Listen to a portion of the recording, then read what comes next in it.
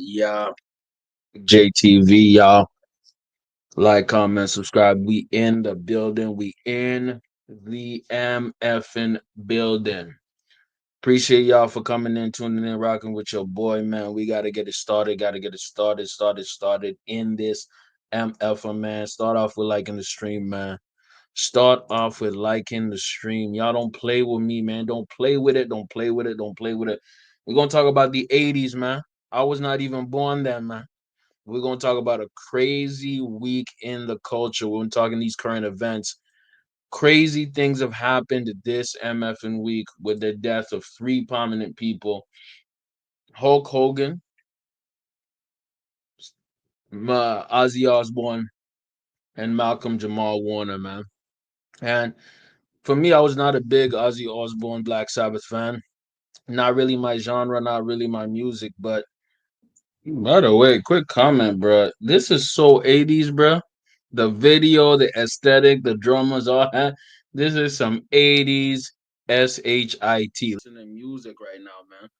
Songs and artists that are willing to go deep.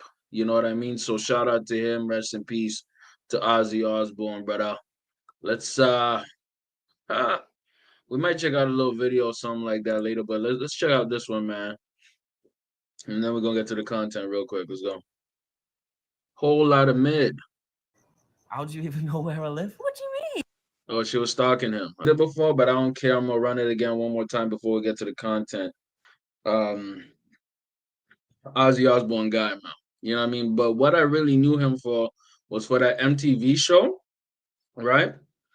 And it was for that thing about him eating a bat. So we're gonna hear about it. Let's get to the content. This is an old video of David Letterman in the Late Show where he talks to him about it. By the way, like, comment, everything, share. Appreciate y'all for already doing it. Let's get to the content. Let's run it. Former leader of Black Sabbath, Ozzy Osbourne, is known for the former leader of Black Sabbath, Ozzy Osbourne, is known for his frenetic stage performances and his outlandish antics. It says here the word madman almost always precedes his name. Welcome, please, Madman Ozzy Osbourne.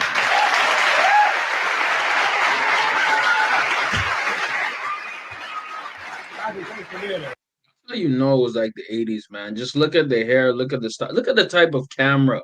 You know what I mean? Look at the video quality, man. Look at, this is old school. You're talking old school. Let's get it, though.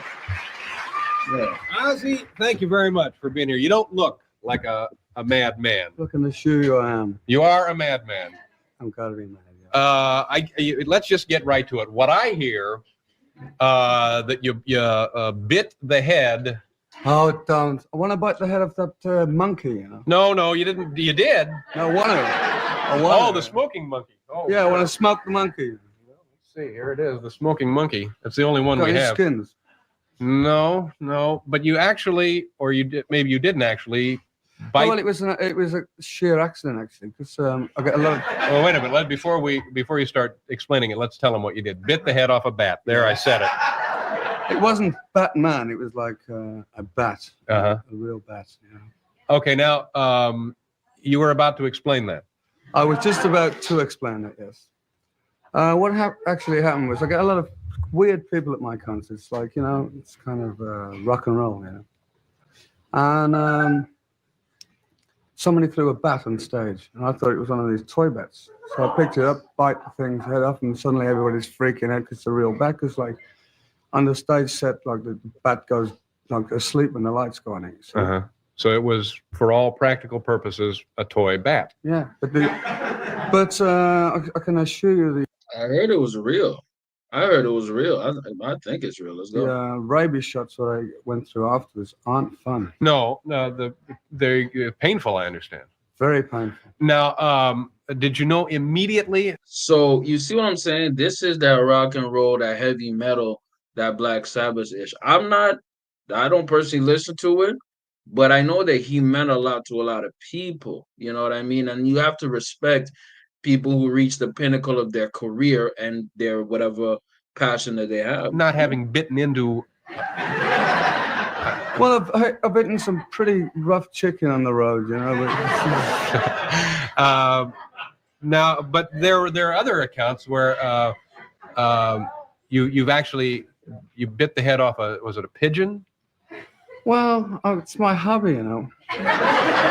No, now see, you're going to give these people the wrong. It's not really your hobby, is it? Let's have a look at your neck. No. Hey. Now explain that one.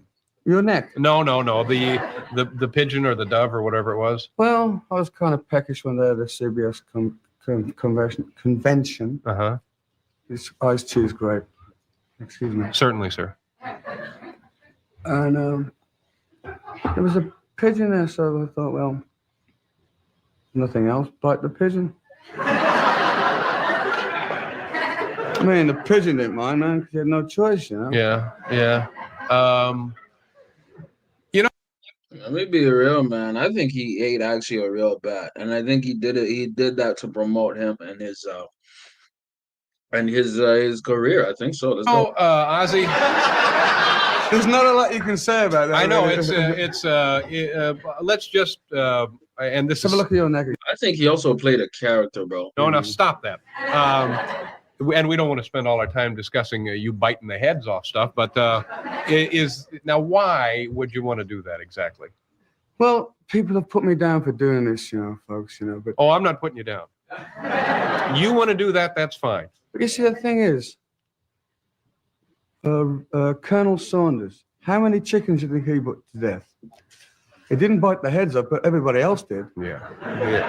Yeah. Now, when you have a concert, does this kind of behavior attract a peculiar group? Don't tell me, please. It attracts the weirdos. Let's keep it a bean. One guy, for instance, I mean, you can imagine these guys. I'm going to an Ozzy Osbourne concert, and he goes at the house with an ox's hair on his shoulder. And this is true. Goes to one of my concerts with an ox's hair on his shoulder. And it's kind of weird, you know. Yeah. Is this okay to be doing this stuff? Well, let me ask you another question. Does it interfere with? He seems a little shy and timid. You know what I'm saying? So, in other words, what he presents on the stage ain't really how he is. He's presenting shy. Maybe he's actually shy, for real. But I personally believe that bro played a character, man. It's much like WWE, much like a lot of these artists. They're not the same as when they get in the booth or the stage or all these things. What you want to do musically? Oh, no. It enhances it. Uh-huh. I mean, what else? It's rock and roll, crazy world of rock and roll. But it seems very violent. Are you? It's not violent. The only animal you'll see on stage now is Ozzy Osbourne. You know. Mm-hmm. Yeah. I mean, I've got to. I mean, but every gig we go to now, it's like we get the Animal Society go. It's a federal thing to do kill. I don't kill anything on stage, apart from off myself after the night. You know? Keep in mind, this man lived into his 70s, 76. He had a full life, right? So this was from the 80s, man. And people were trying to figure out what was up with bro. Bro was a weirdo on stage. Off stage, not so much. Let's get to the content. Y'all get in the chat if y'all fans of Black Sabbath or Ozzy Osbourne. I'm learning about him. I never was really a follower. I was not really a rock guy either. But I'm showing my respects, dog. So. I'm pondering this information. What kind of a kid were you? Well, I wanted to be a brain surgeon originally. You actually worked. You had some odd occupations as a younger Oh yeah, person. my first musical job was working in a car horn factory. Well, yeah, that's good. And then I thought I discovered heavy metal, as they call it. And that was better than car horns because it was louder. Yeah. But before that, you worked at a. So it was a pioneer. Him and Black Sabbath were pioneers of that heavy metal genre, for sure. It was definitely the start of it. Was it a funeral home? I was a slaughterman. Then I was worked in a crematorium. That was great fun. That was. It's all very strange. I'm happy you're here. I know that recently there's been a professional and a personal tragedy in your life, yeah. and quite honestly, I'm surprised that you went ahead with your commitment to be here, and I appreciate that. And I know you wanted to take a minute here to explain. All I can say is, in the last week, guys, people out there, I've lost two of the greatest people in my life. But it ain't going to stop me because I'm for rock and roll is for the people. And I love people, and that's what I'm about. Do you wanted to mention something about the circumstances surrounding? Well, it's all under the investigation at the moment. I was asleep on the buzz as usual. The plane hit the buzz, everything went up, and so I don't really want to talk about it at the moment. Okay, I certainly understand that, but nonetheless, I appreciate you coming by here tonight. Now, the concert, the tour, momentarily suspended? It's momentarily suspended, but I'm going to continue because Randy would have liked me to continue. So would Rachel. Uh-huh. And I'm not going to stop because you can't kill rock and roll. These are your seamstress and also your guitar player. So when will the tour be renewed? We're going for April 1. Mm-hmm. And with God's luck, we'll do it, Mm-hmm. But I'm going to get out there and do it. It's the best thing I can do, Okay. It's the only thing I can do. Well, again, my thanks for coming by, and you're an interesting person. Very. Let's look at your neck again. No, Ozzy. Ozzy Osbourne, folks. We'll be right back. Very cool. Very cool. I think that was good because it got to show you a side of him that he didn't necessarily show, man. And I think because of his, on stage antics and point perspective, it looked a different way. So let's read a little bit about that. And his Wikipedia man, John Michael Ozzy Osbourne, was an English singer, songwriter, and media personality. He founded the heavy metal band Black Sabbath in 1968. Holy, that's a long time ago. And rose, that's like maybe 60 years ago, yeah. And rose to prominence in the 1970s as its lead vocalist. During this period, he adopted the nickname Prince of Darkness. The band pioneered heavy metal music, particularly with their critically acclaimed album Black Sabbath, Paranoid, both in 1970, and Master of Reality. Osbourne was fired from Black Sabbath in 1979 due to his problems with alcohol and other drugs. He then began a successful solo career with Blizzard of Oz in 1980s and released 13 solo studio albums. Wow. First of 7 of which were certified multi-platinum in the United States. Wow. In the 1980s, Osbourne drew controversy for his antics both on stage and off stage, and was accused of promoting Satanism by the Christian right. So, bro was on some satanic ish, man. But at least from that interview that we just saw a second ago, he was kind of more subdued. You know what I mean? He reunited with Black Sabbath on several occasions. He rejoined from 1997 to 2005 and again in 2012. During his second reunion, he sang at the band's last studio album, 13, before they embarked on a farewell tour that ended in 2019. On the 5th, July 2025, Osbourne performed his final show at the Back to the Beginning concert in Birmingham amid health issues, having announced that this concert would be his last show. Although he announced the intention to continue recording music, he died 17 days later on July 22nd. All right. Osbourne sold over 100 million albums. That's impressive, including his solo work and Black Sabbath. He was inducted into the Rock and Roll Hall of Fame as a member of Black Sabbath in 2006 and as a solo artist in 2024. He was also inducted in the UK Music Hall of Fame, both solo and with Black Sabbath in 2005. He was honored with the star in the Hollywood Walk of Fame, Birmingham Walk of Stars, and the 2014 MTV Euro Music Awards, and received the Golden Icon Awards. In 2015, he received the Ivor Novello Award of Lifetime Achievement from the British Academy of Songwriters and Composers. Osbourne's wife and manager Sharon founded the heavy metal touring festival Ozfest. Interesting. which was held yearly from 1996 to 2010. In the early 2000s, he became a reality TV star when he appeared in the MTV reality show The Osbournes, along Sharon and two of their children, Kelly and Jack. He co-starred with his family on television series Ozzy and Jack's World Detour, as well as the Osbournes Want to Believe. So he definitely had a larger than life character, but I personally believe he played also a character. You know what I mean? And when we talking about characters, man, we got to talk about Malcolm-Jamal Warner, man. Rest in peace, brother. Let's talk about him too, man. Let's see what it says here on the Today, details of there what are happened. heartbreaking new details in the accidental Fair use, of course. Let's get it, man. drowning death of Malcolm-Jamal Warner. In the morning, Mr. Warner had surf lessons with his family. I spoke with one of the lifeguards in Costa Rica. He reveals Malcolm's 8-year-old daughter was also rescued from the water. There was a gentleman, I believe, from Nicaragua. Damn, this is so sad that the daughter was involved in this, man. And if y'all don't know, Malcolm-Jamal Warner, famous for being Theo Huxtable on the Cosby Show, passed away at 53 years old, man. So sad.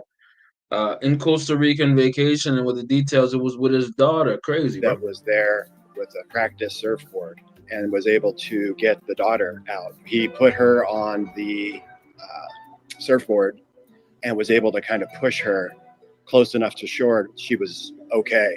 They found Mr. Warner pretty quickly. They could see a shadow on the bottom of the seafloor, pulled him up and put him on top of the surfboard and gave the 5 respirations.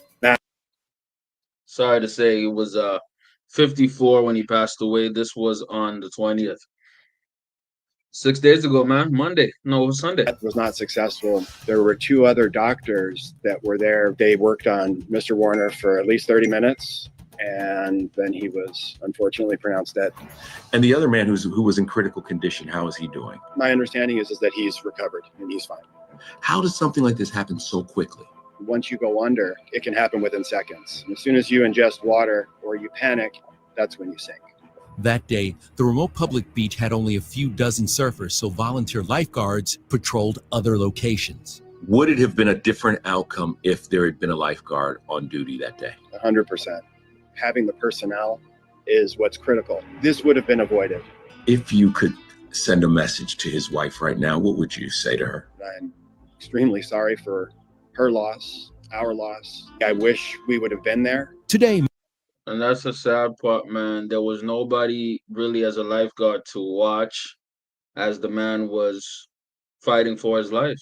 Crazy. Malcolm's body was released to his family to be flown back to the U.S. The Cosby Show alum was intensely private, never sharing his wife or daughter's names. But as we saw in our many interviews over the years, they were always on his mind. We have a 3-nager. She just turned 3, so she's an official 3-nager. We are a nanny. We are a playmate. We are everything. So you're tired.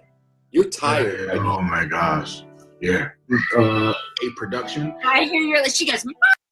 I really like that, man. He was a family man. That's what makes this even more sad and crazy. This was a man who, a black man, despite all these stereotypes that our society tries to put on black folks, that was an active father and was trying to raise his daughter and live the privacy of his life as opposed to being out there and everything like that on Front Street. Our daughter runs the house. You know, that's the crazy part, man. It's like life is so precious, y'all. You know what I mean? There's things that come and go so quickly, man. And something that I do respect about Malcolm-Jamal Warner is that he did actually some poetry. You know what I mean? And we got to glorify and show honor to a lot of these people, you know what I mean, and see what they were able to do with their lives. Let me show you something I really like by him, man. Let's see this. Let's go. Jesse, Adam. There was Martin, Malcolm, Huey, Alvin, Marcus, Richard, Jesse, Adam, Carlin, Gordon, James, Philip, Nat. Showed them not to play with us. Duke, Langston, Thurgood, Robert, Hank, Jesse, Jackie, Muhammad, Paul, Stokely, Mega, Webb, About 3 Benjamins, a good 2 Freds. Women like Harriet, Rosa, Ida, Shirley, Sojourner, Madam, Maya, Mary, Bessa, Ella, and Retta. Even baby Ruby was out here applying pressure. Gary, John, Booker, Sid, George, you nuts if you don't know who he is. Beyond, Charles, Roy, Carter, Cecil, just for drinking them white folks' water. All kings and queens, yes, for real. Until the ones that we lost, like Emmett Till, and all those is here, we gonna continue to hold it down. Say it loud, black, and I'm proud. Yes. I like that energy. I like that ish, boy. That's what we need in this world, man. In this world of negativity, of pain, of strife, of all this nonsense we got to deal with. Let's have some positivity in this world, man. And for me, when I look at somebody like Malcolm-Jamal Warner, man, I was not there at the prime of the Cosby Show. I didn't watch it live, man. That came after me. I watched the reruns, man.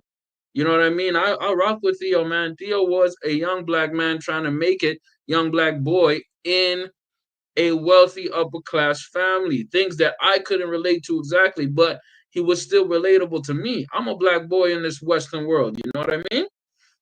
And I'm trying to figure it out. And that's something that a lot of young black boys, young black men could rock with, man. You saw yourself as a Malcolm-Jamal Warner. You felt yourself as a Theo Huxtable. You know what I mean? He won. Let me say this, man. He won a Grammy for traditional R&B for the song Jesus Children with Robert Glasper and Layla Hawthorne. He won in 2015. So the man was involved musically. I think he played bass, right? And here's another poem that he did. He did a lot of poetry. So we gotta at least show some love before you get up out of here and honor him, because when you lose somebody, when you lose people, you have to honor them as to, and this is gonna lead to what I'm gonna talk about later. You shouldn't be so quick to bury them. You have to at least let the body decompose, at least them get buried for you to look at them in their entirety. Did they do more good than bad? Only God can really judge you, really. We don't know. Maybe Malcolm-Jamal Warner had some crazy dark skeletons in his closet, but at the end of the day, did he do more harm than good? And that's for us, the public, to decide, because he's a public figure. You get what I'm saying? Let's get to the content. Would you mind doing a poem? Let's go back. Let's take that. Let's run that back. When they start looking like the truth. We have to honor that. We have to honor individuals who decided, hey, I'm not going to take the same path that y'all took. I'm going to take something different, man. And what he said was real. You know what I mean? That was real. And you know what? That's how powerful art is. Art can be a representation. Art can be an inspiration. Art can be a celebration. Art can be therapy, really, right? And for Malcolm-Jamal Warner to express himself artistically through acting, through music, through poetry, and try to be something that a lot of these people are not, which is an inspiration, which is somebody who's not trying to follow the crowd. That's impressive, y'all. That's impressive, man. And guys, it doesn't matter the scope, because if this brother could inspire one black man, or one not to crash out, inspire one black man to maybe pick up an acting class, one black man to maybe think about doing music that's not hip hop, it's not rap, that's maybe he's playing in a band, pick up a guitar, all that. If you can inspire one, you've already done enough. You've already done enough. And let me tell you something, man. When you think about a show like The Cosby Show that showed black excellence, not black failure, not black mediocrity, not black trauma, man, this is one of my biggest criticism for this guy, Tyler Perry, bro. Tyler Perry markets himself on black trauma and pain. It's so disgusting. And you know why it's disgusting? Because it works. It's disgusting because it works, because a lot of people want to see black people in pain. It's trauma porn. I don't want to live in trauma, bro. I don't want to live in pain, man. I already got to deal with that BS all the time in my life. Let me deal with black winning, black success, black triumph. Let's deal with that. Let's stop dealing with the BS, man. Let's get to the content. Let's talk about it, man. This is Bill Cosby reacting to what happened to Malcolm-Jamal Warner. Rest in peace. And goddamn, let's talk about it. Fair use, fair use. I don't own this content. This belongs easily to ET, as y'all see earlier before, man. Let's How get will to you remember him? Like Henderson. Truthful, and he knew when to just walk away from a conversation without being rude. Malcolm did his best. Bill Cosby speaking out in his first public statements in years, reacting to the tragic loss of Cosby Show co-star Malcolm-Jamal Warner, first with ABC News. He was always a great studier, and I enjoyed working with him very much. He always knew his body, he always knew his lines, and he always knew where to go. Do you understand what I'm saying? Yeah, Dad, I do. A rep for Cosby telling ET getting the call that his TV son was dead at 54 after an accidental drowning was just like the call he got when his only real son, Ennis, was killed back in 1997. I want to thank every person that prayed, every person that felt with us, every person. Cosby, who's now 88, has been reclusive in recent years after getting out of prison in 2021 when his conviction for sexual assault was overturned. But he also made rare comments to CBS News, sharing that he and Malcolm Jamal's TV mom Felicia Rashad had connected over the loss. We were embracing each other over the phone about a dearly beloved friend. 3 months ago, what we talked about was something he was very proud of. He had done a We as a society have to realize, man, we got to forgive Cosby, man. And we have to understand that a lot of the people who were in this Cosby situation was playing games and capping on this man. Let's go. In Minnesota with the symphony, and there was something he had written, but he was very proud of what he had done and what he had said, and it was about living in America. I will be able to leave this earth, knowing and people knowing that I was a good person. People love you and people always talking about, your career and your success and all of that. Mm-hmm. He said, but what really makes me the most proud is that you are a good person. According to Costa Rican authorities, Warner died as a result of asphyxia by drowning after being pulled out by a current. He was vacationing there with his daughter and wife at the time of his death. That's like the epitome of the importance of my life. My wife and my daughter. Whose artwork is behind you? Yeah. Oh, yeah. That's my daughter. I salute that again. It was his wife and his daughter, man. That's real. How's artwork? And then, Oh my her God. artwork is all over the house.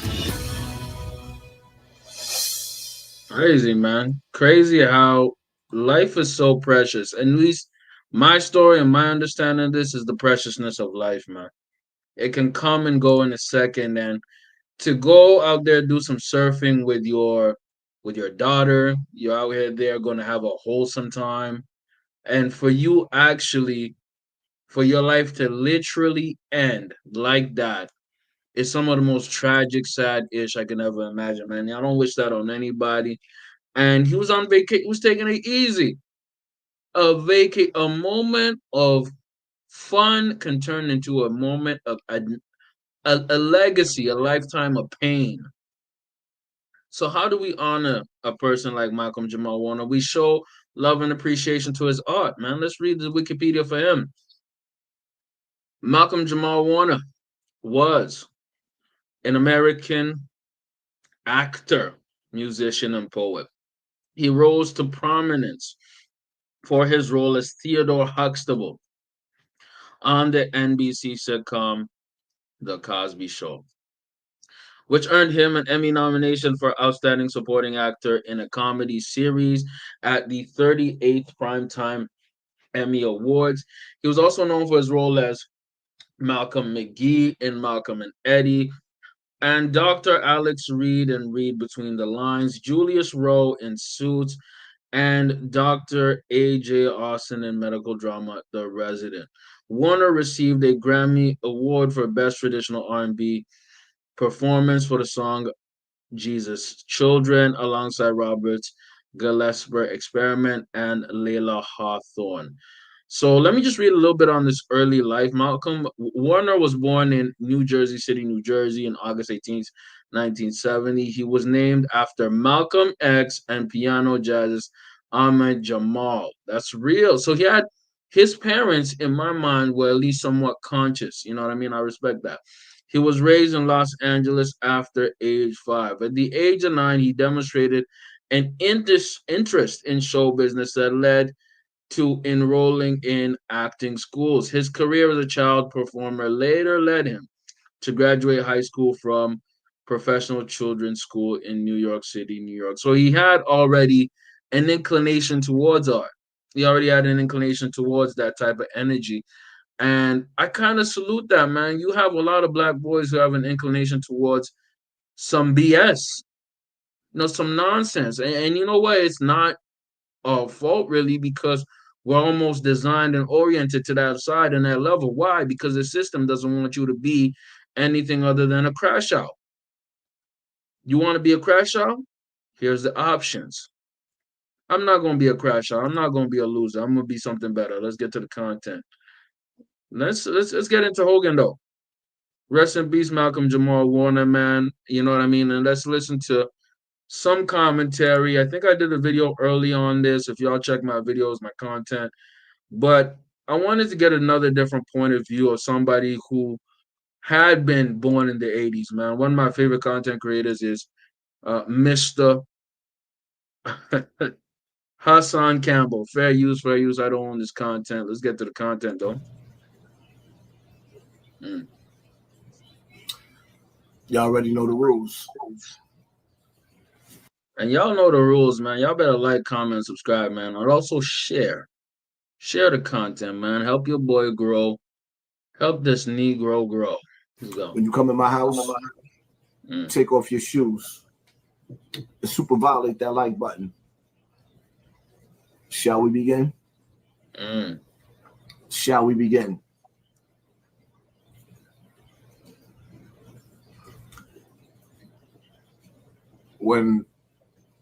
Because when I heard Hulk Hogan passed away, it crushed me. It's right after Theo from the Huxtables. Right. You know, the Cosby Show? Like, back to back, I'm watching my whole childhood be erased. You know, it's bad enough when I go back to Bronx River, which I don't go back too much anymore because it's depressing. When I go back to my childhood birthplace, my neighborhood, the building that I live in, there's nobody there.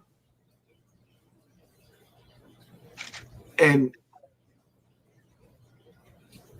we're going to go on two different levels with this, okay? We're going to listen to Hassan Campbell, who actually has kind of a fond memory of Hulk Hogan, right? But then we're going to also go with somebody who really has the opposite take. And I'm going to tell y'all my take. I'm going to actually intersperse my take.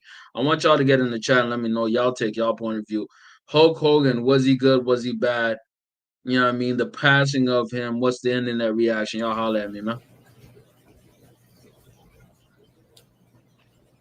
With the exception of cheers to us, man.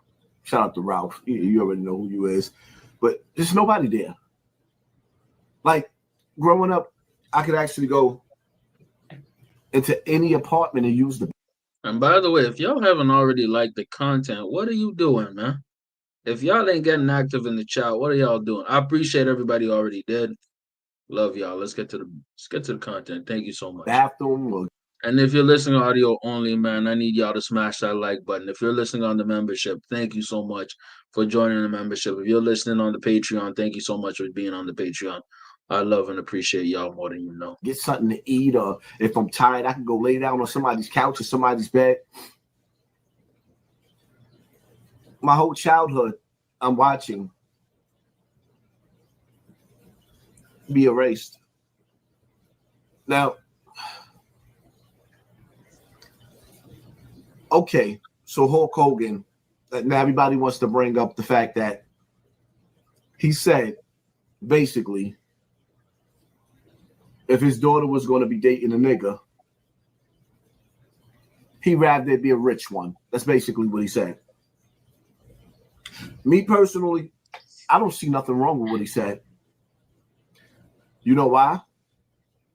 Because I know most black people that I know don't want a white man. Now that's real. That's just real, man. We're not here gonna cap and play games here. That's just real talk. If I have black children and God willing blesses me with black children, I want my black kids to have a black wife, black husband, to keep our legacy going, man. I would prefer that. And guess what? Most people who are black will tell you the exact same ish. Let's get to the content. Most black people will tell you the exact same thing. On top of their daughter, doing the butt. Shake that, shake. No, you don't. I mean, that's kind of a wild thing to say, but is he wrong though? Is he wrong though for saying that he wants his black children to have other black children? Hell no. Most of us want our child to have grandchildren of our bloodline. There's nothing wrong with Hulk Hogan wanting his daughter, Brooke, or whichever one it was, with a white man. There's nothing wrong with that. It's absolutely nothing wrong. Like, listen, man, I'm not going to disown my daughter if she come home with a white man. But I do want to preserve my bloodline, whatever that is. I mean, I think that there's enough of the Caucasian blood running through our veins through the days of slavery. Now, as far as Hulk Hogan using the N-word, they invented it. And we made it something cool. They invented it in a hateful way, and we made it cool. To where that, okay, some black people allow them to say it in their presence, and some don't. See, the younger version of me, oh, he said the N-word. I'm going to hit him in the head with the headshot. Headshot.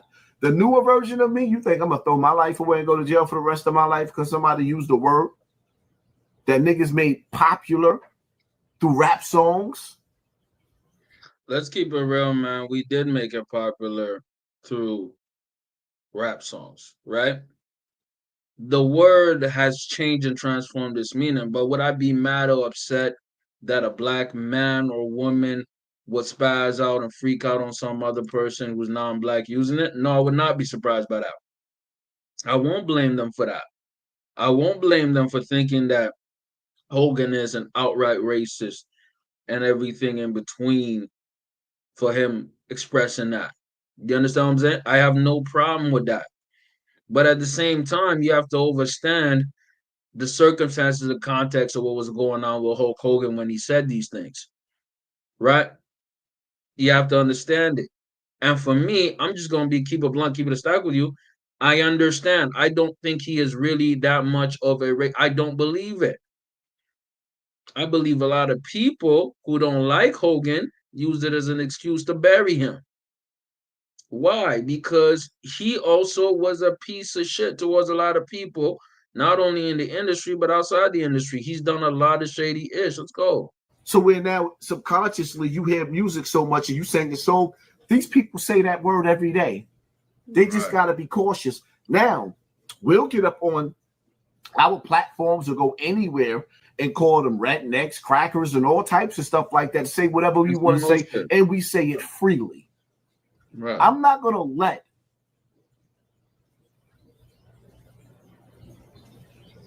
anybody take away or erase the memories that I have with Hulk Hogan in the many of matches that got me through my childhood. Thank you. And that's the truth here. Dude did a lot, not only for our childhood, but for entertainment, man. I loved wrestling, man. You know what I mean? The Rock is the one that really got me locked in, Stone Cold. But man, guess what? I searched up and I watched a lot of, you know what I mean, Hulk Hogan versus them guys. Come on, man. I'm not. Some of those wrestling matches, that Saturday night main event, what you gonna do when the Hulkamaniac run wild on you and him? I just wanna be an American. I know some of y'all so pro-black, so RBG, and it kills me. You niggas kill me. I've been saying this since, that's why I single-handedly crushed the conscious community when I got on YouTube.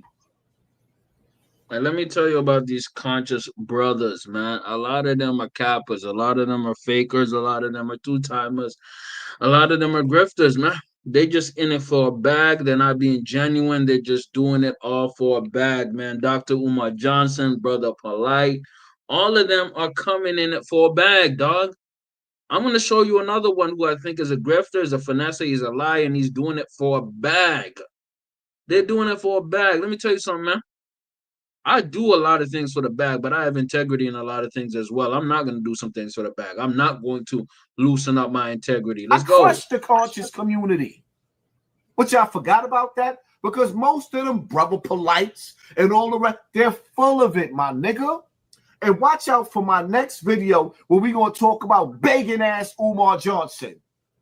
Like, for real, my nigga. Do I think Hulk Hogan is a racist? No. I think he might have got a little. I think he had a racist moment. I think he was prejudiced. He was discriminatory, right? But is he a full-blown out racist KKK style? Absolutely not. And these people are confiscating or whatever, trying to boost the scene in order to make themselves look good, man. I think it's a whole bunch of whole lot of BS in the building, man. Whole lot of nonsense. Whole lot of double standards, whole lot of BS that was saying about Hulk Hogan. Let's go. With his mouth? No, I don't think he's prejudiced. I mean, racist. I think that, he talk about us the same way the Puerto Ricans do. I mean, let's be real. He is prejudiced, man. He's prejudiced and discriminatory. Is he a full-blown out racist? For me, a racist is somebody who's going to put the black man down to the highest level and actually wants to destroy the black man either overtly, covertly. That's a racist to me. He's not a racist. He don't read that way. He talk about us the same way the Dominicans do. He talk about us the same way the Jamaicans do. What do they call us, Yankees? Huh? He talk about us the same way the Africans do. What do they call us? The American Akata? What do they call us? I mean, let's be real. I'm African too, man, and Africans really don't like African Americans, man. They do not. They do talk a lot of ish about African Americans, man. I'm keeping it. I'm saying this as an African myself. I personally don't, because I have a certain sort of kinship and understanding for Black Americans, FBA.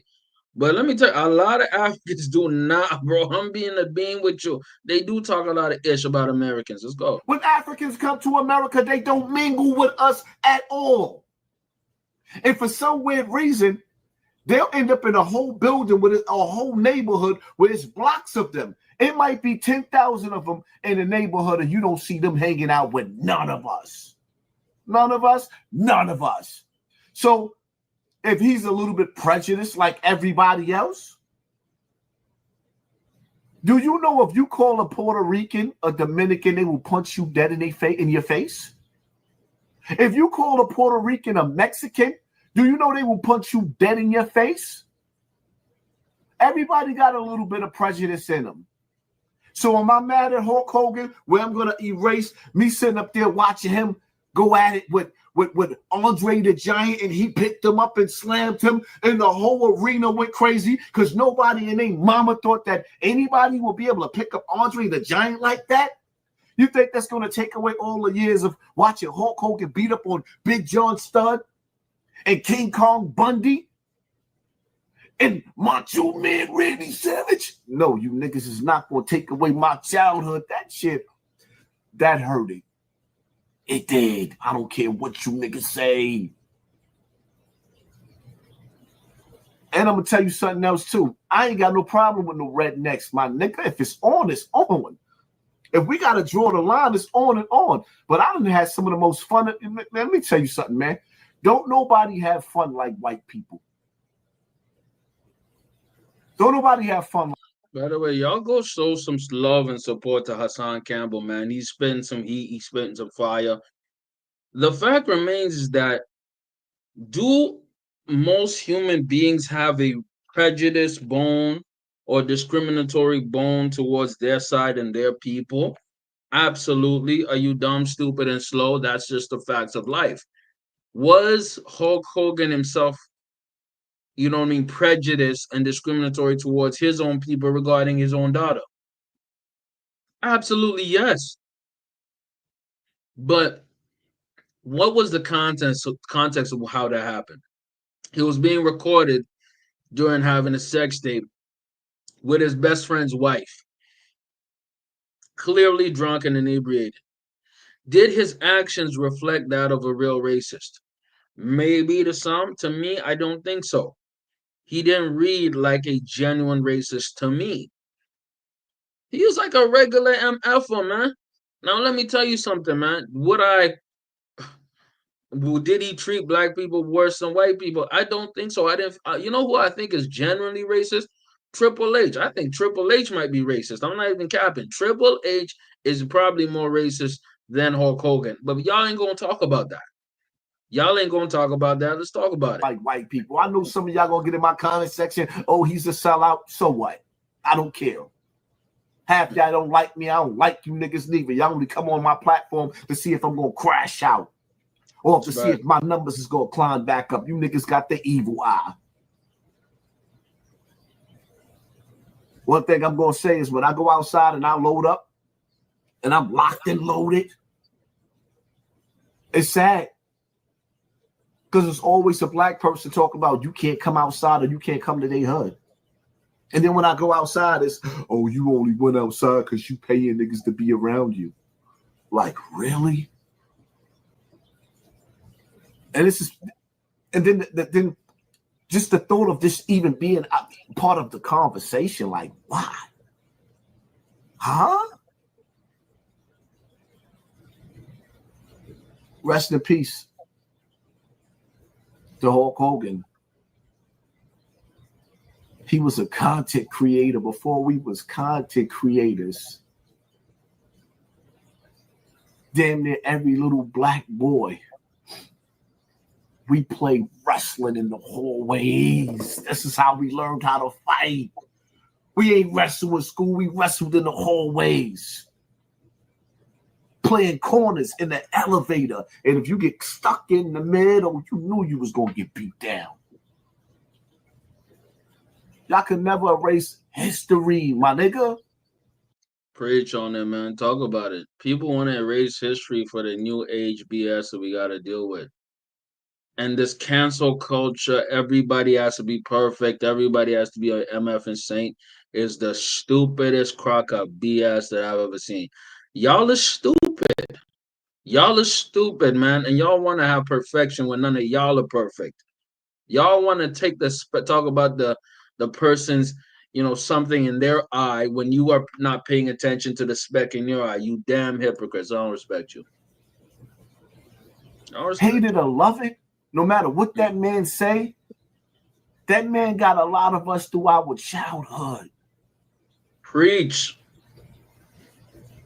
And this is why I wanted to highlight Hassan Campbell, because he was there in the 80s. I was not there in the 80s. I was not even in my mama's belly or my dad's nutsack. I'm just keeping it a bean. But this guy was there. He saw WrestleMania 3, Hulk Hogan versus Andre the Giant. He saw those early 80s WWE. He saw Rocky 3, Thunder Lips. You know what I mean? All Man and All Meatball. I did not see that. I had to watch reruns. I saw him go against The Rock. That was my era. So what he's saying, helping him through his childhood, he's talking about himself. I cannot relate. But you know what I can relate to? I can relate to a lot of people putting 2025 rules on 1980 individuals. Get If the it hell out of wasn't here. Bill Cosby raising us, or us watching G.I. Joe, American Hero, Transformers, it was WWF. Before it became WWE, it was WWF. Yeah, World Wrestling Federation. Let's go. Hulk Hogan birthed some of your best wrestlers. Yes. He literally carried wrestling on his back. So am I going to hold that against him forever because he said something? No. You niggas is mad at Hulk Hogan. And they're listening but to y'all R. Kelly. still listening to R. Kelly? Facto. Y'all mad at Hulk Hogan, but you still listening to R. Kelly. How they do that? Where they do that free Diddy. Hit that like button, hit that share button, Insanity. hit that subscribe button, and pay attention to your circle before they hurt you. Cooked, bro. You cooked. Shout out to Hassan Campbell. Y'all better check out his channel. Show him some love. Tell him Big Stepper, Big Baby J sent you, man. We're going to talk to another old head who definitely agrees, man. Let's get to the content. He was racist, but I grew up with Hulk Hogan. I never known for him to be racist. Oh, I love Hulk Hogan. Yeah, y'all came along. By the way, y'all get in the chat. Y'all agree with the old heads, the unks. We got Hassan Campbell agreeing with goddamn Charleston White. Let's go. Racist, but I grew up with Hulk Hogan. I never known for him to be racist. And I don't want my daughter fucking no nigga. I can't be mad at Hulk Hogan because he don't want no big dick nigga pushing that large log off in this girl, stretching her pussy out, only to leave her as a single mother to come back to a white man with a stretched out pussy. You can't be mad at Hulk at that. I hope my daughter go get a mixed breed kid. I hope she don't get no full black man. Am I racist? Yeah, I don't like most black people. I swear to God, I don't. I didn't go. I mean, let's be real. Charleston White, we know you don't like most black people with your hypocritical ass. I don't know if I should use fair use. I think YouTube might flag me, y'all. So I'll smash that like button, man, and share my shit, man. Let's go. Now, his arguments are very similar to Hassan, and I personally say the same thing. With you. My mama, I didn't grow up in the ghetto, by the way. I'm a true seed of Dr. King's American Dream. A nigga get to go across the race.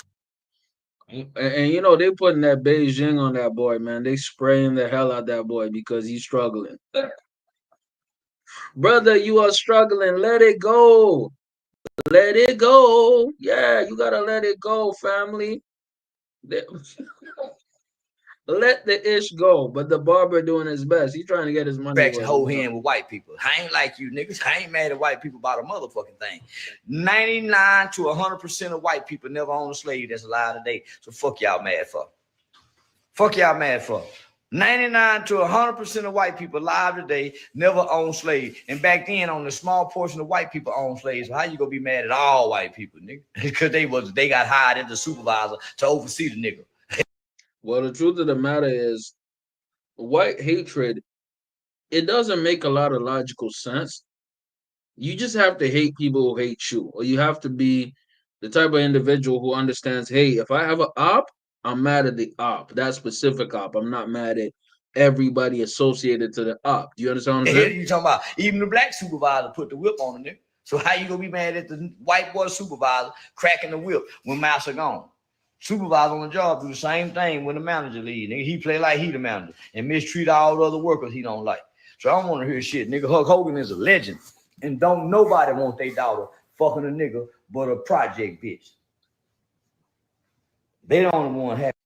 I mean, he kind of spitting on the low. I don't know. I don't know if I'll go that far, but at the same time, if you're a grown man, you don't want your daughter being with a loser. You don't even want your mother being with a loser. You don't want your sisters being.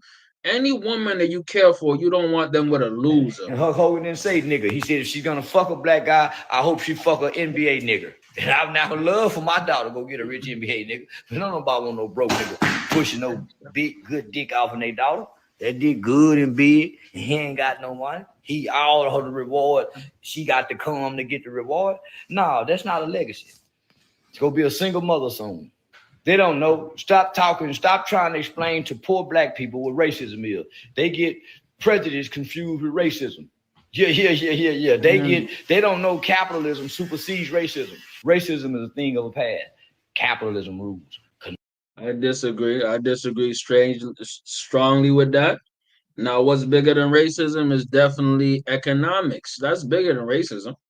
That's way bigger than, well, we could say capitalism. You could say that as well, because ultimately, if you can get that dollar, if you can get that check, a race is going to look the other way. If you can get that check, a racist not only going to look the other way, he going to support you to the highest degree. There's a little sport called football, called the NFL, full of racists. And guess what? Them racists are paying all kind of black men to make them all kind of money. And funny how that works. Funny how they turn off that racist bone in their body in order to get to the check. Ain't that funny? Yes, it's funny, hilarious. So I can agree with that, but racism is still here and alive. Let's not pretend. Charleston's smarter than that. He's trying to shock jock. Consumerism rules. That's why they say the American consumer. They don't call you the American black citizen. They say everybody is listed as American consumer. Consumerism, capitalism has superseded racism. Disagree with that, but I will say one thing that you got correct. That check does a lot. It goes a long way. Racism is there. And by the way, racism really pushed by consumerism, because to own slaves was to make money. If you own slaves, you can get your sharecroppers done faster and more efficiently on free labor.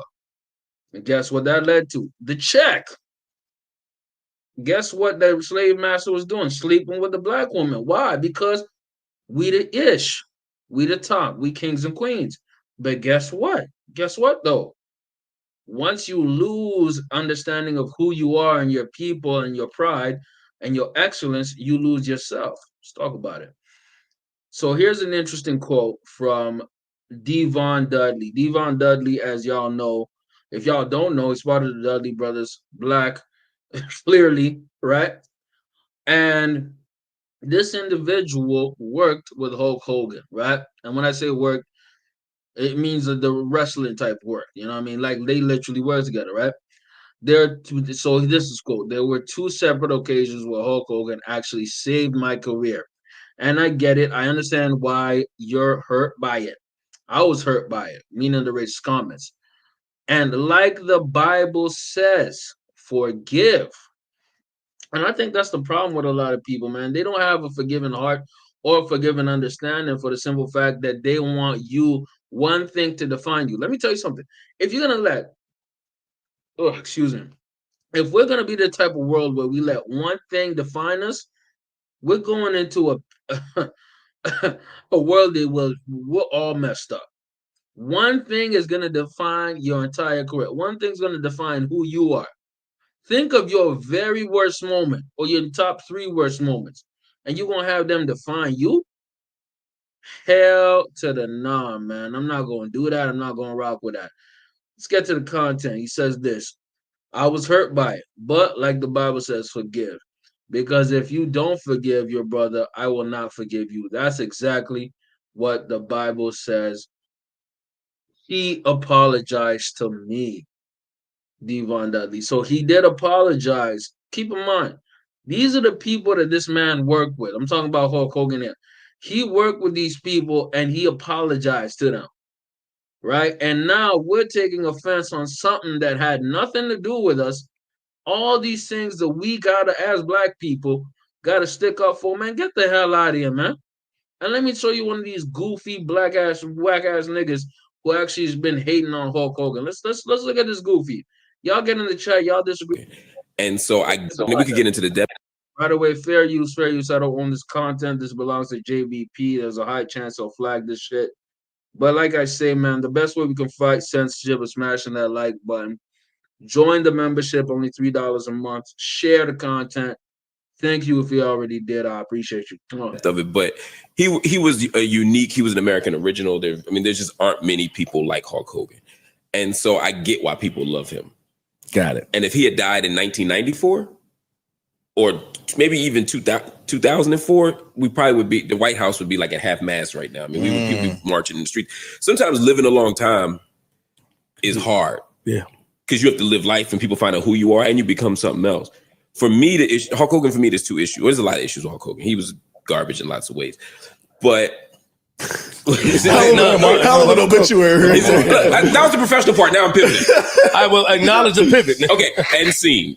Now, oh shit, Hulk Hogan. I mean, he was human garbage. I mean, first of all, yo, this man just died. Yes, he did. It's just so the hypocritical part of this is nuts to me. Tell me why. I want y'all to keep in mind, this was recorded, I believe, yesterday. Right? This was recorded yesterday. This was recorded potentially, I believe, Friday the 25th. Right? Hogan passed on the 24th. Right?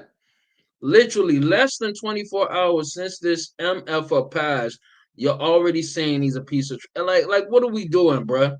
Like, what are we doing, man? Let's get to the goofy nonsense. Because we crucify other motherfuckers when somebody dies, and they be like, damn, is now the time for that? Depends on who it is. No, it depends on the person that's doing the crucifying. Oh, maybe. I don't know. Let me ask you, I mean, think about it like this. If Donald Trump dies tomorrow, you saying I can't talk shit? I'm not saying nobody do. Listen, I don't dictate what anybody do. I'm just saying I watch people on one side be like, damn, this person just passed. It's fucked up to shit on them right now like that. And then on the other hand, if it's somebody that you don't like. Thank you so much, Ice. It's like it's the picking and choosing, man. It's the picking and choosing. Let me tell you something. If we want to erase and denigrate and destroy all the racist white people since the beginning of time, and if we want to even denigrate, destroy black people, because guess what, black people, we can be racist. Not only can we be racist, we can be extremely prejudiced too. So this double standard where we have to have a perfect individual who's done nothing wrong in the public eye. You're in the public eye, bro. You're in the public eye. You're definitely going to say or slip up or mess. What are we doing? What do we do? What is this moral relativity we have to stick up for everybody? Like, then I watch people like, oh, it's okay because the masses don't like this person. That's interesting. That's all. I think that's right. But yeah, and you come up here and say, yo, I'm a hypocrite. I just said the hypocritical part. Yeah. I say we all, no. I say we all are hypocrites. I just admit it. We are. I'm one. That's what I say. And I stand in that. I kind of respect Ice for that. He's a hypocrite. So is I am a hypocrite too. But what I don't like is this righteous indignation from this MF and weirdo Malcolm-Jamal here. If y'all disagree, get in the chat. I do not disagree with myself. Get the hell out of here, man. You weird. You don't think it's a little tasteless? It's very tasteless. I think it depends on who it is. Listen to this. It's tasteless and disrespectful. It's both. Tasteless and disrespectful. I wouldn't do that. No, I would keep my opinions to myself. I'm not going to knock him for doing it. Yeah, I'm not knocking Mark. I want to know his reason because he's about to go. Because you're saying, I know about when you say he's a bad person, he's a piece of shit. Yeah. I know about the racial rant. Yeah. I know about that. Disgusting. And the shit about his sons. That and the union busting and the woman beating and I mean we're going down. He's got I'm just saying, like, how long? Do you notice how he got away with that low key level of disrespect? Hulk Hogan has never been criminally or really accused of woman beating at all. Like, search up the records. It's never happened. Right? You know who's gotten accused and actually proven of woman beating? Stone Cold Steve Austin used to beat on his wife. Arrested for it. But funny, nobody talk about that. Right? It's funny, right? Shawn Michaels used to not only abuse women, he used to abuse people. Got arrested multiple times. But they don't talk about that. Triple H is a real racist. I'm personally saying it right now. Triple H is actually a racist and buried multiple black WWE stars, specifically Booker T. He had a whole racist storyline. And how I know he had it because he was part of the creative team with Vince. But guess what? Just because you don't know this, the ignorance, and actually what happens is these things get buried under the rug. They get buried, but now y'all want to disrespect Hulk Hogan. See, this is the problem, man. These mother effers just pick and choose. They don't actually stand on nothing. See, and they'll get away with a slick disrespect because people can't challenge them and pop them in their ish, man. Let's go, man. Let's get to the content. Do I gotta wait? No, go ahead. I wait for I mean, like I wait 48 hours to tell you ain't shit, but like at some point, like, why have to say it? Because if we don't say it, then people will create a story about him that's not true. No. There's called time and place. It's called having tact. It's called being an adult. That's why I never liked Mark Lamar Hill. I'm telling you right now, he's a phony, he's a fake. It's less than 24 hours since this man's body has been put in the goddamn freezer and they just put a tag on this nigga, man. Like, what are we doing, bro? Like, what are we doing? And reinforce that story, and that's harmful to me. That's why it depends on who it is. Like, we all ain't shit. We all got shit in our skeletons. We all got fucked up shit, myself included, maybe especially me, right? So when I die, I expect there'll be a lot of good shit said. And somebody's gonna be like, yeah, but he wasn't shit on this thing. And they got a right to say that. You know what I'm saying? Now, I don't think that we should be at people's funerals screaming. They have a right to say that, but should they say it? No, it's called being classy. It's called being an adult. It's called having tact. I don't like that. No, man, I cannot respect that, bro. From the cheap seats, like, fuck that guy, right? I think we should give people time and space. That's kind of what you're doing right now. It's kind of what people are doing right now. It's different. It's different. I give you an example. Ronald Reagan destroyed, he put crack into this country. I mean, we could go down a list of things that make Ronald Reagan awful, right? When he dies, I don't got to pretend that he didn't do those things. No, and it's not, you don't necessarily have to pretend he didn't do those things, but there's a time and place. If you have nothing good to say, say nothing. Say nothing and then wait till the time we can have that conversation. Again, this is less than 24 hours that man has lost his life. Let me tell you something, man. If Mark Lamar Hill dies tomorrow, God forbid, I would defend him and his honor and his legacy on people speaking bad upon the dead. You know what this is? Let me tell you this is. This is like, I'm gonna make the connection. This is like Chief Keef talking about smoking on Tuka. That is a dead man who has not only family members, but people who actually love them. A lot of people love Tuka, right? And at that point, if you speaking on the dead in such a disrespectful way, guess what that brings to you? Not only bad karma, but it's incredibly disrespectful and it's wrong. It's extremely wrong. Now, can you have a nuanced man? Speaking ill on the dead is some of the weakest, most pathetic thing you can do, and that's why I hate when people want to glorify this MF for like he ain't shit.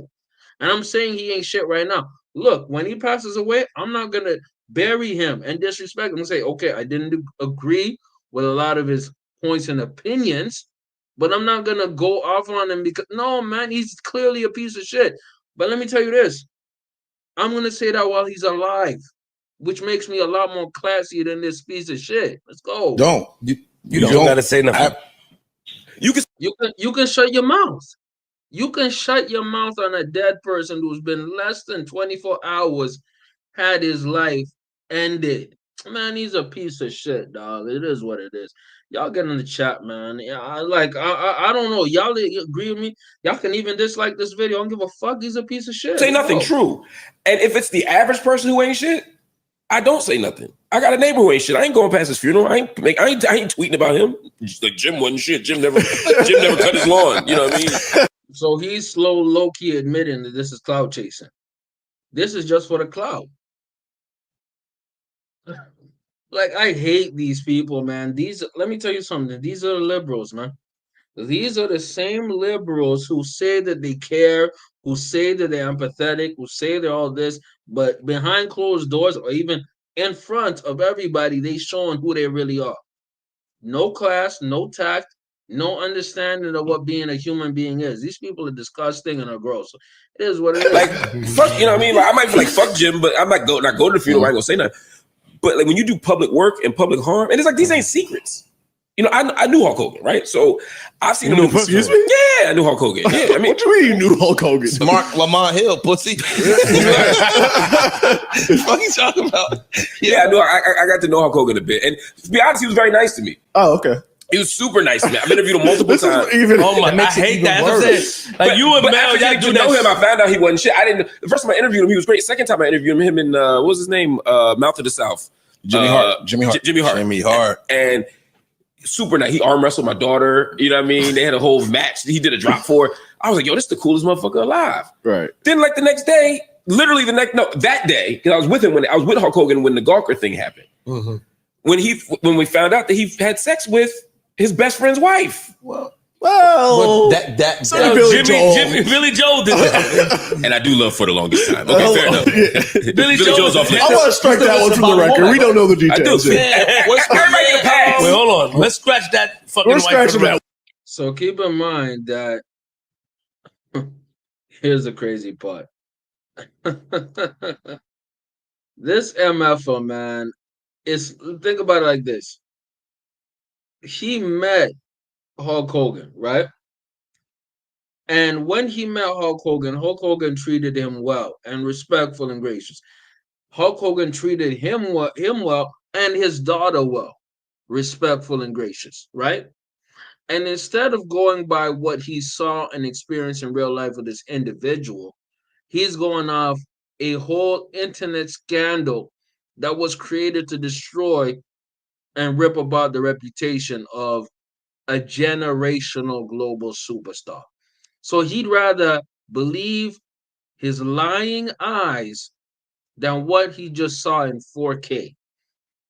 You see what I'm saying, man? This virtual signaling clout-ish, this performative activism, this brownie points you want to get from your whatever. I hate this nonsense. I absolutely despise it. So you got treated respectfully and well from people, and you want to believe that them people ain't who you just saw in your face. Like nigga done lost the plot, man. Y'all get in the chat, man. Well, from the record. I agree. But I'm just saying, so I heard, oh, good. Huh? What's the other dude? What? Sam Cook. Yeah, bad people. Just said yeah. Again, bad people fuck someone's wife. It's like I'm just saying that wasn't why I don't fuck with Hulk Hogan. Bubba the Love Sponge. This whole thing had to do with Bubba the Love Sponge. We're going to get into the deep crevices of this content, man, and now I'm going to get to another point of this thing. Mark Lamont Hill is the perfect example of these overly liberalized, everything has to go exactly according to my political worldview for me to rock with it, disgusting, decrepit people that our society has greenlit. We've greenlit and not only supported these weirdos for way too long. You're a weirdo, cuz. You're the type of weirdo who wants to promote certain things for your own. You're a weirdo, my nigga. Yeah, but hold on real quick. He was nice to you. He was nice to you. Super nice to me. Legs out. Yes, super cool. But you can't like arm wrestle my daughter and be like, I don't want Brooke to date a nigger. True. Unless it's one of them 8 foot tall niggers. Fuck niggers, I'm racist. But let me say that. Fucking niggers. Those are quotes, by the way. I'm not like joking. That's literally what he said word for word. And you know what's so crazy? Real quick, you and Mel, you guys take that stance a lot, where it's like you have a rapport or relationship with somebody, and because they do something that, and I think that's disgusting what he did. Very. You guys will go out there and speak against them. But it's not because of my relationship with him. He's never. If anything, it'd be the opposite. He's been great to me. And that's what I mean. Like, still ain't shit. Like, if I have a relationship with somebody, and you see what I'm saying? He treated you well. He treated you with respect. You still say he ain't shit. It goes to show your character. It shows what type of person you are. You don't judge people on your experience. You judge people on what other people over the internet going to think about your experience. Because his thoughts and his authentic views on Hulk Hogan were pleasant. You see what I'm saying? And I'm glad that the cast members is clocking that and checking that. they do something publicly that's disgusting, I'm shutting the fuck up. Me. Yeah. I'm not gonna go. I don't believe in kicking it back in. I just don't believe in it. On the relationship. If it's my friend, Hulk Hogan wasn't his friend. Wasn't my friend. We had a professional thing where I interviewed you. You wasn't my man, and I got it down, hold it down for my man. Us New York niggas still believe in that, bro. But if you sit high on morals, right? And you sit high on having some, I'm just okay. I'm not saying you. If you are someone of high morale, someone who would like to be at a higher standard than others. I think the worst thing you can do is wait for the person that you dislike to die, and the moment And they shit on die, and shit on them. See, I've been shitting on him for years. That's why I agree. That's why I shit on him for years. I think if you wait for him to die, that's fucked up. I've been shitting on Hulk Hogan for a solid 8 years. Every chance I get. That's why he don't fuck with me no more. Because I stopped. I couldn't support and it. I arm wrestled your daughter. You Yeah, think he reached out to me like I could explain what happened. I'm like, no, you can't explain to me what happened. Like you called, you said you don't fuck with niggas, right? And not like what? I'm with you. But it's not just that. Hulk Hogan he broke down. He basically tore up the WCW. I know it's not as big as calling me the N word, but he was responsible for the tearing up of the. Not necessarily, but there was a lot of things that ruined the WCW. I don't think Hulk Hogan was really that, but I think that he contributed to it slightly, not as much. WCW, he was a union buster. He fucked up everybody else's money. I mean, I could name 10 things he did all the multiple domestic violence allegations. Yeah, he was he'd be at the MAGA rallies. He was the one dissing Kamala Harris this summer, and not because of her policies. You know what I'm saying? Like there's not a lot of good things to say about Hulk. And here's what it gets down to. I think this was the truth. It's the political side.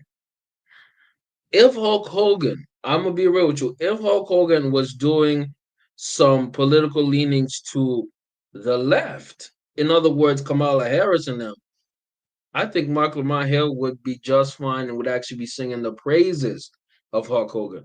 It's because Hulk Hogan leaned towards the right and was MAGA. That's why he's mad. And that's the truth. Let's just get to the top of the BSing. He treated you with respect. He treated your daughter with respect. And now you giving them not only you disrespecting the dead, man. You nastiest. Hulk Hogan. I didn't even get into the steroid shit. I mean, like you can. Fuck Hulk Hogan. Hey, look, Hulk Hogan was an important part of my childhood. Wrestling, all of that shit. It was Hulk Hogan, Ultimate Warrior, Macho Man, all of them. This like, guy is crazy. I'm personally, I could see both. I could say, yo, this man here is a piece of shit. Mm-hmm. I can also acknowledge that this man here was an important part of my childhood, and I'm going to say rest in peace to him. How about this? That's just you love Hulk Hogan. You hate Terry Bollea. I don't. That's one way. I think that's that's a way. That's just the truth of the matter, man. That's just the truth of the matter. And let's get to it. Really, at the end of Hulk Hogan's life, he dealt with a lot. I want y'all to smash that like button. Y'all pulling up. Y'all get active in the chat or hit that dislike. Honestly, I don't give a F. I'm going to speak my truth, man. And that's what y'all going to get when you're here, man. We're going to speak a whole lot of truth. Let's see the last parts. We're going to listen to Inside Edition with this content. By the way, do y'all agree with Mark Lamar Hill that this is something that's been going on a lot, that Hulk Hogan is a piece of trash racist and he doesn't deserve any increment of respect or honor within even his death? Some people feel that way. Mark Lamar Hill just told y'all he feels that way. And guess what? He's entitled to his opinion, as am I. And I think my opinion is Mark Lamar Hill is a piece of trash and he's stupid and he's goofy. And he is a person who is so obsessed with identity politics. And when I say identity politics, I mean that his politics dictate his identity. His politics dictate his identity and clearly mirror his entire worldview. If Hulk Hogan was any way liberal or left-leaning, I promise you on mama, on God and them, this individual would be praising Hulk Hogan. He only hates Hulk Hogan because Hulk Hogan was a MAGA guy. If he had a Kamala t-shirt, this guy would say Hulkamania is going wild on you, brother. That's what he would say. And in that sense, I don't respect him because he's so partisan. Your identity is linked to your politics. I don't respect that. Ever, brother. Let's go. If y'all disagree, get in the chat, man. Let's listen to this Inside Edition. Again, fair use. I don't own this content. This clearly belongs to Inside Edition. Let's go. New details are emerging over the death of American icon Hulk Hogan. Hogan's health took a turn for the worst in the last month of his life. He reportedly suffered a weak heart and shortness of breath and he was also on oxygen. In June, radio personality Bubba the Love Sponge claimed that Hogan was close to death. He's in a hospital bed. It's just like he's at the hospital. They've gone as far as they can go at the hospital. Now they're keeping him comfortable at his house. That triggered fierce denials from Hogan's rep. I'm the one that got on the air and said, the family has been summoned to come see him and he's having cardiac issues. And I was really made out to be the bad guy because all of his handlers were all in denial. Hogan and Bubba's friendship ended in 2012 after the famed wrestler was caught on a sex tape with Bubba's wife. So this is like, if y'all paying attention, this is what happened that led to that infamous audio of Hogan saying those incredibly racist things. And for me, I'm be real, I don't perceive Hogan as a racist, man. Hulk Hogan. I perceive him as an individual, again, who was prejudiced, discriminatory easily. Now, are those forms of racism? It could be. But within the framework of a true racist, I don't think so. I don't think so. I think Triple H is probably a racist. And there's verifiable proof of that. Like, there's verifiable receipt type proof of that. Right? But it's funny how we skip over everybody else. So we want to look at the Hulkster as really that racist. It's like, the fuck are we doing, bro? What the fuck are we doing, man? Anyways, man, let's get to the content. Hogan was close to death. He's in a hospital bed. It's just like he's at the hospital. By the way, salute to my dog, King Sav, man. Shout out to my nigga, man. Shout out to my dog, man. Cheers. Appreciate you for seeing that, for pulling up, man. Appreciate you for coming through. Appreciate you, brother. They've gone as far as they can go at the hospital. Now they're keeping him comfortable at his house. That triggered fierce denials from Hogan's rep. I'm the one that got on the air and said, the family has been summoned to come see him and he's having cardiac issues. And So what happened here is they already seen that Hogan was basically gone. But bro was calling it out early. I was really made out to be the bad guy because all of his handlers were all in denial. Hogan and Bubba's friendship ended in 2012 after the famed wrestler was caught on a sex tape with Bubba's wife. Did you two ever reconcile your friendship? Nope. I did a lot of crying yesterday. One of Hogan's last public appearances. I will say this, man. When you have a friend, a solid friend, a good person, by the way, shout out to my dog, King Sav. He's one of them. You have to really honor that. You have to cherish that, and you have to actually build on that and nurture that. You know why? Because this world that you could have so many snakes and rats. If you have one MFer that really rocks with you and goes all the way up, pushes the line on you, you have to lock in with him or her. And it seems like this Bubba the Love Sponge and all this drama that happened, he seemed genuine. But even within Hulk Hogan's end, how he passed away, a lot of flawed shit was, a lot of weird things were happening. People maybe on his team might have sabotaged him. And I think that might have caused his death. Let's get to the content. Came in May when he toured the construction site of his new restaurant and bar called Slam. His weight loss was noticeable and his face looked gaunt. He also showed up at Fox and Friends. Somehow he was able to put on a high-energy interview. So what you gonna do?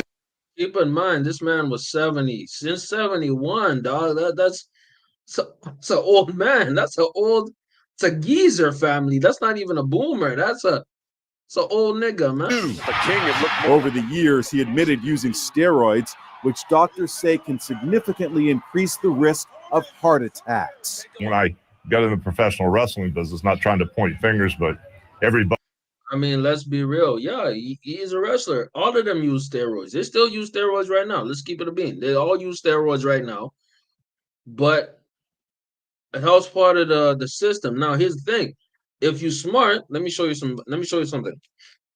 If you're smart, you will downsize. You'll downsize. Let me show you something.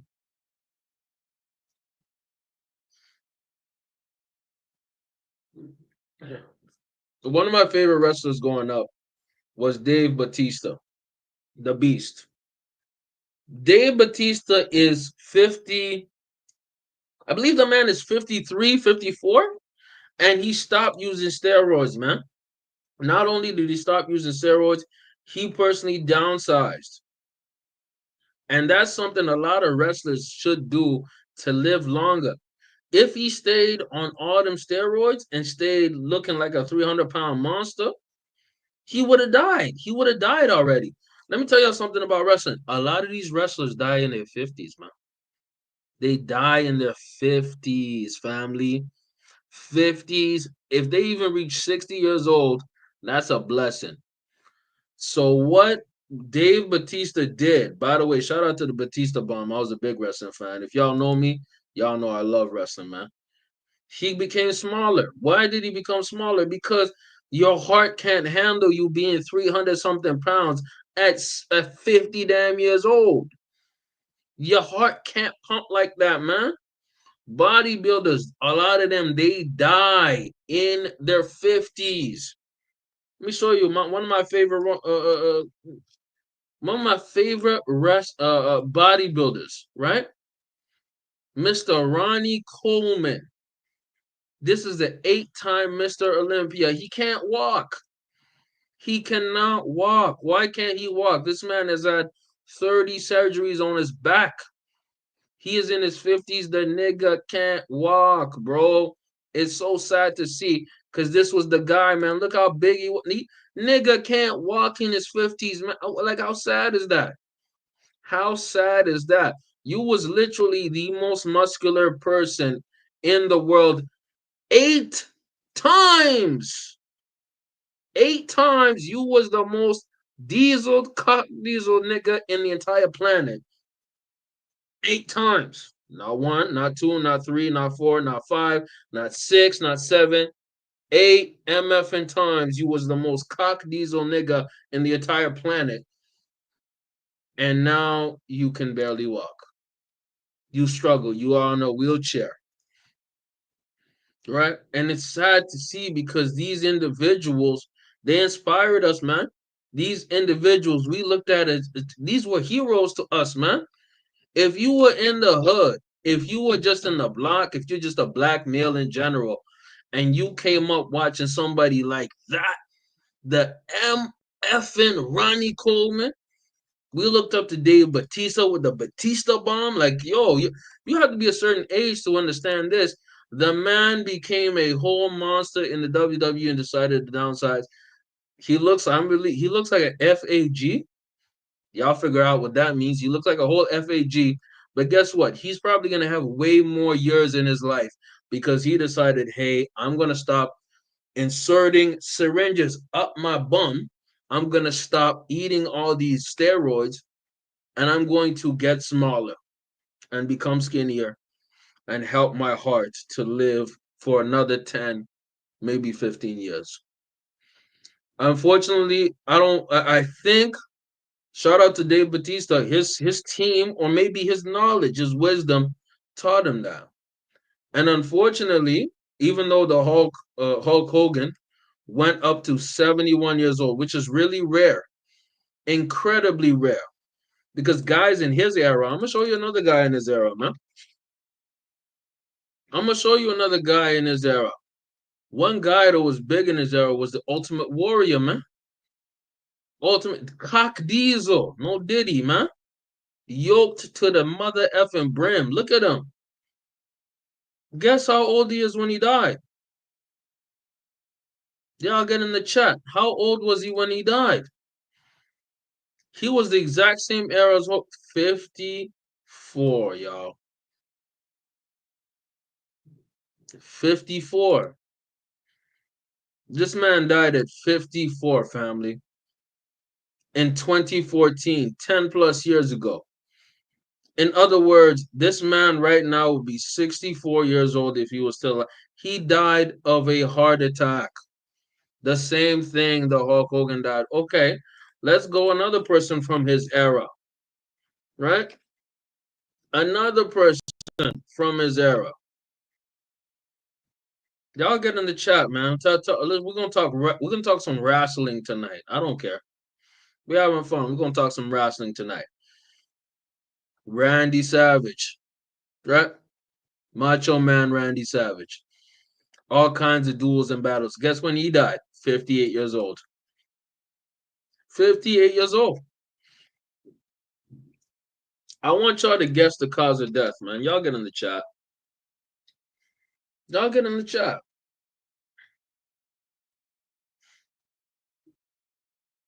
The death, again, y'all be surprised. It was aerocelotropic heart disease. The cause of death was ruled as arterioloseptic heart disease. I'm messing it up. I'm messing it up. It is what it is. I'm messing it up. But it was heart related. Macho Man Randy Savage. All kinds of battles with Hogan. And all three of these individuals, they died of heart disease. It's sad, but it's the reality of being somebody who is on steroids, 365, who's putting in all that work all the time. He passed at 58. Ultimate Warrior, 54. And the Hulkster, who actually made it all the way to 71. But guess what? Hulk Hogan actually could have gone longer. He could have gone longer. But unfortunately, I personally believe it was his team. I personally believe it's also him. He wanted to keep going. And sometimes in life, you have to chill. When God tells you to chill, when God tells you to put a chill button, because there's always warning before destruction, y'all. And we're going to talk about somebody else who's not followed the warning before his destruction. And I want y'all to get in the chat and let me know y'all thoughts. By the way, shout out to King Sav. That's my dog, man. Much love to you, brother. Smash that like button, man.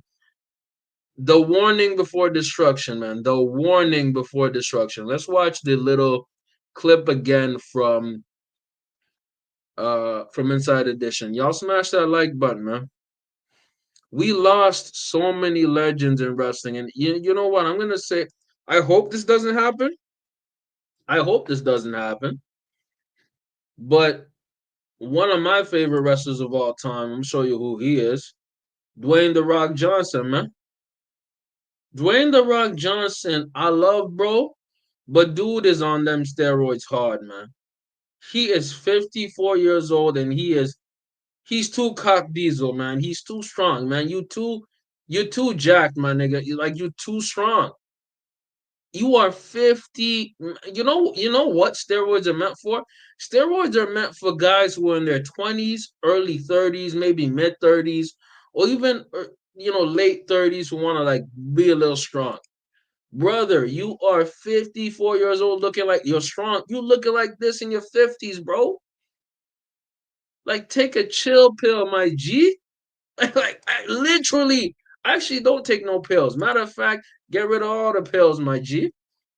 Do not take no more pills. Like, get to the solids, bro. Downsize. Let me tell you something. The Rock used to actually look skinnier when he looked like this when he was younger, which is a reasonable size for a guy his nigga got older and got bigger and got more cut. Like, what are we doing, man? This is called Deca, Anavar. This is called all HGH. He's strong. I respect it. But, brother, do less roids. Like, do less steroids, man. Like, chill. You don't have to have the syringe up your ass, man. Man, I get passionate about this because I don't want to see him pass away, man. And we've seen the trend of strong, muscular guys pass away way too early, man. And this is a reminder, man. I have a lot of male viewers on my stream, my podcast. Just be smart, man. Be smart about your health. Health is wealth, y'all. Health is definitely wealth. Let's get to the content.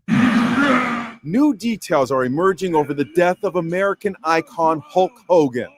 Hogan's health took a turn for the worst in the last month of his life. He reportedly suffered a weak heart and shortness of breath, and he was also on oxygen.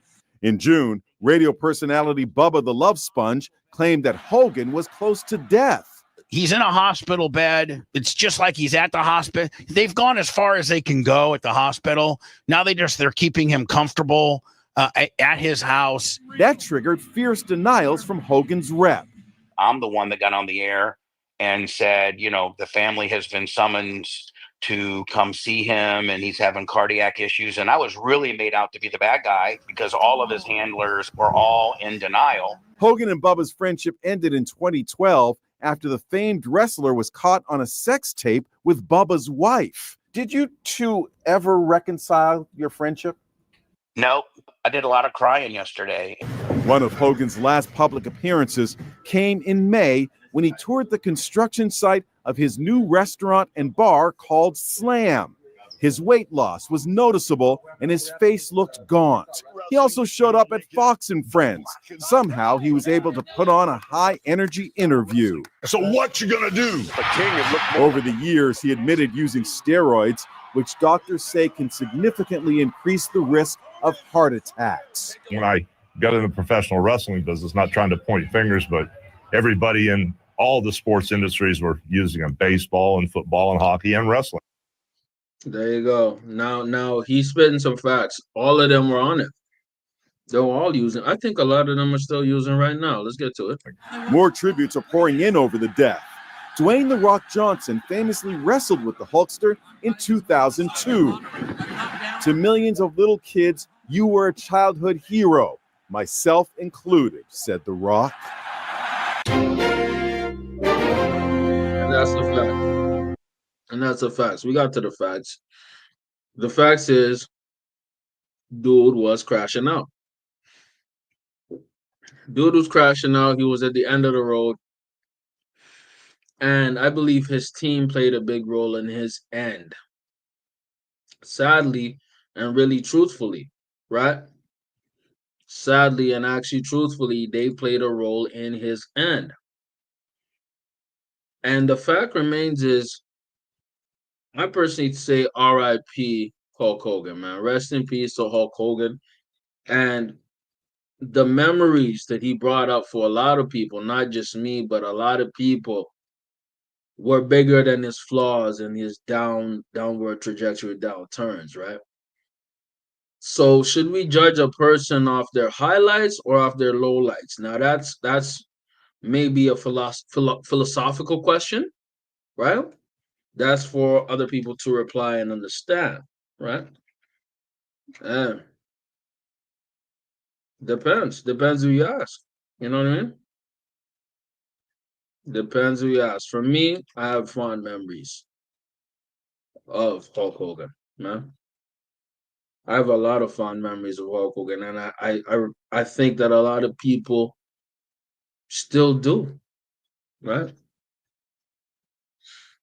Hey, y'all get in the chat. Let me know y'all thoughts, man. I think that he was a flawed individual, of course, but he was an individual who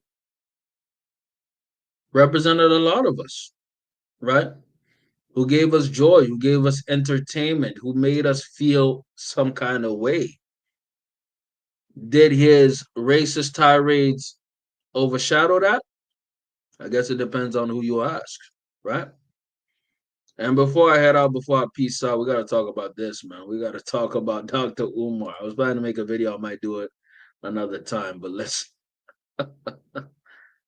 talk about it, y'all. Peace and Pan-Africanism, peace and Pan-African. By the way, y'all get in the chat. Let me know y'all thoughts on Dr. Umar and the FDMA, whatever he wants to call it, school. Frederick Douglass Marcus Garvey, FDMG, School for Black Boys, that he's been trying to build for 10 plus years. We're literally in 2025, and that school has not been open. Funny how that works, but he still needs the money. Funny how that This is works. your big brother, Dr. Umar Ifa Tunde Oguntade, coming to you live and direct from Philadelphia. I have a very Fair use, fair use. By the way, I don't own this content. This clearly belongs to Dr. Umar. Yeah.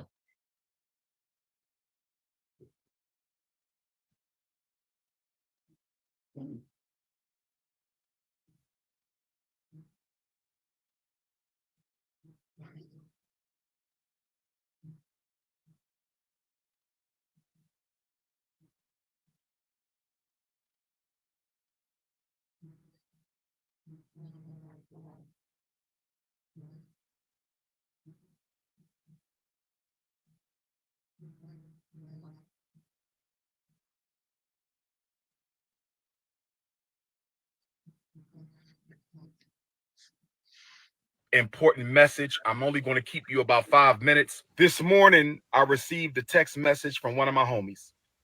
He needed Dr. Umar to send him a couple of dollars. To be specific. This morning, I received a text message from one of my homies.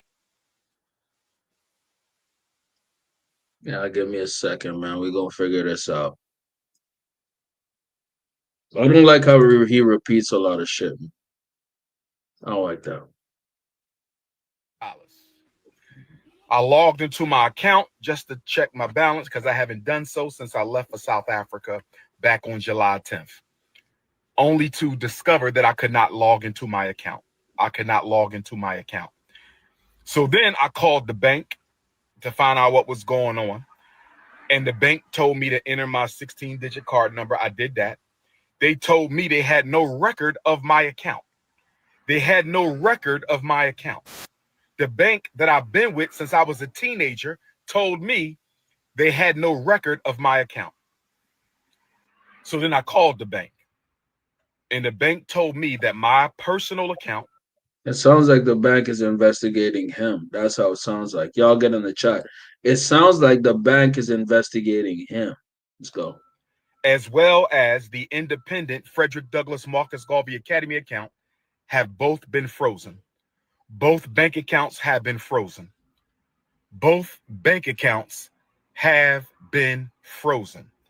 And I was told that there is an investigation into my personal account as well as the school account. I asked them, was this due to suspicion of any fraud on my part? I was told that it was not due to suspicion of any fraud on my part, but I was told that it was due to suspicion of fraudulent activity. I was told that someone has been trying to gain access to my personal account and the FDMG account. I was told that someone has been trying to gain access to my personal account in the FDMG account. I was told that someone had. It's called a lie. They're lying to you. If they're investigating you, they're not going to overtly say that. And I personally believe they're investigating him. I personally believe they are investigating Dr. Umar. It's no bullshit. They're investigating him. They're investigating him and his accounts because they believe he's a scammer and he does fraud. Y'all get in the chat. Do you believe that his bank is investigating him? They're not investigating others. They lied to you or they didn't say the full truth. Let's go. Has been trying to gain access into my personal account and the FDMG account. Brothers and sisters, if you have sent a donation to FDMG, let's give it until the end of the month to see if this gets cleared up. They have given me no definitive timeline as to when their investigation will conclude. By the way, I think he might be BSing on that too. I think either he's lying, and my spirit of discernment is telling me that he's lying. I think he's lying. I think that he went to South Africa, spent a whole lot of that donation money, and has came back to Philadelphia and needs more of that donation money. Now, there's been allegations that maybe he does drugs. No, I just think he can't manage his funds properly, and he went broke. He's dry right now. Why is he making up this narrative? I think it's because he wants more money. Why is he talking about his bank? There's a chance that that's true, but if they're investigating scamming, they'll be investigating him. And that's what I think they're going to do. Let's go. As to when their investigation will conclude. If you have sent a check or money order donation to FDMG, let's wait until August the 1st, Black August, and see if this situation has gotten cleared up. They told me they sent me a letter to this point on July the 10th, the day that I left for South Africa. I was told that the timeline of suspicious activity was June 25th to July the 10th. I was told that the timeline for suspicious activity was between June 25th, that's when Medea went public. Everybody knows who Medea is. July 25th, that's when Medea went public. July the 10th, that's when I left for South Africa. July the 10th, that's when I left for South Africa. So y'all know my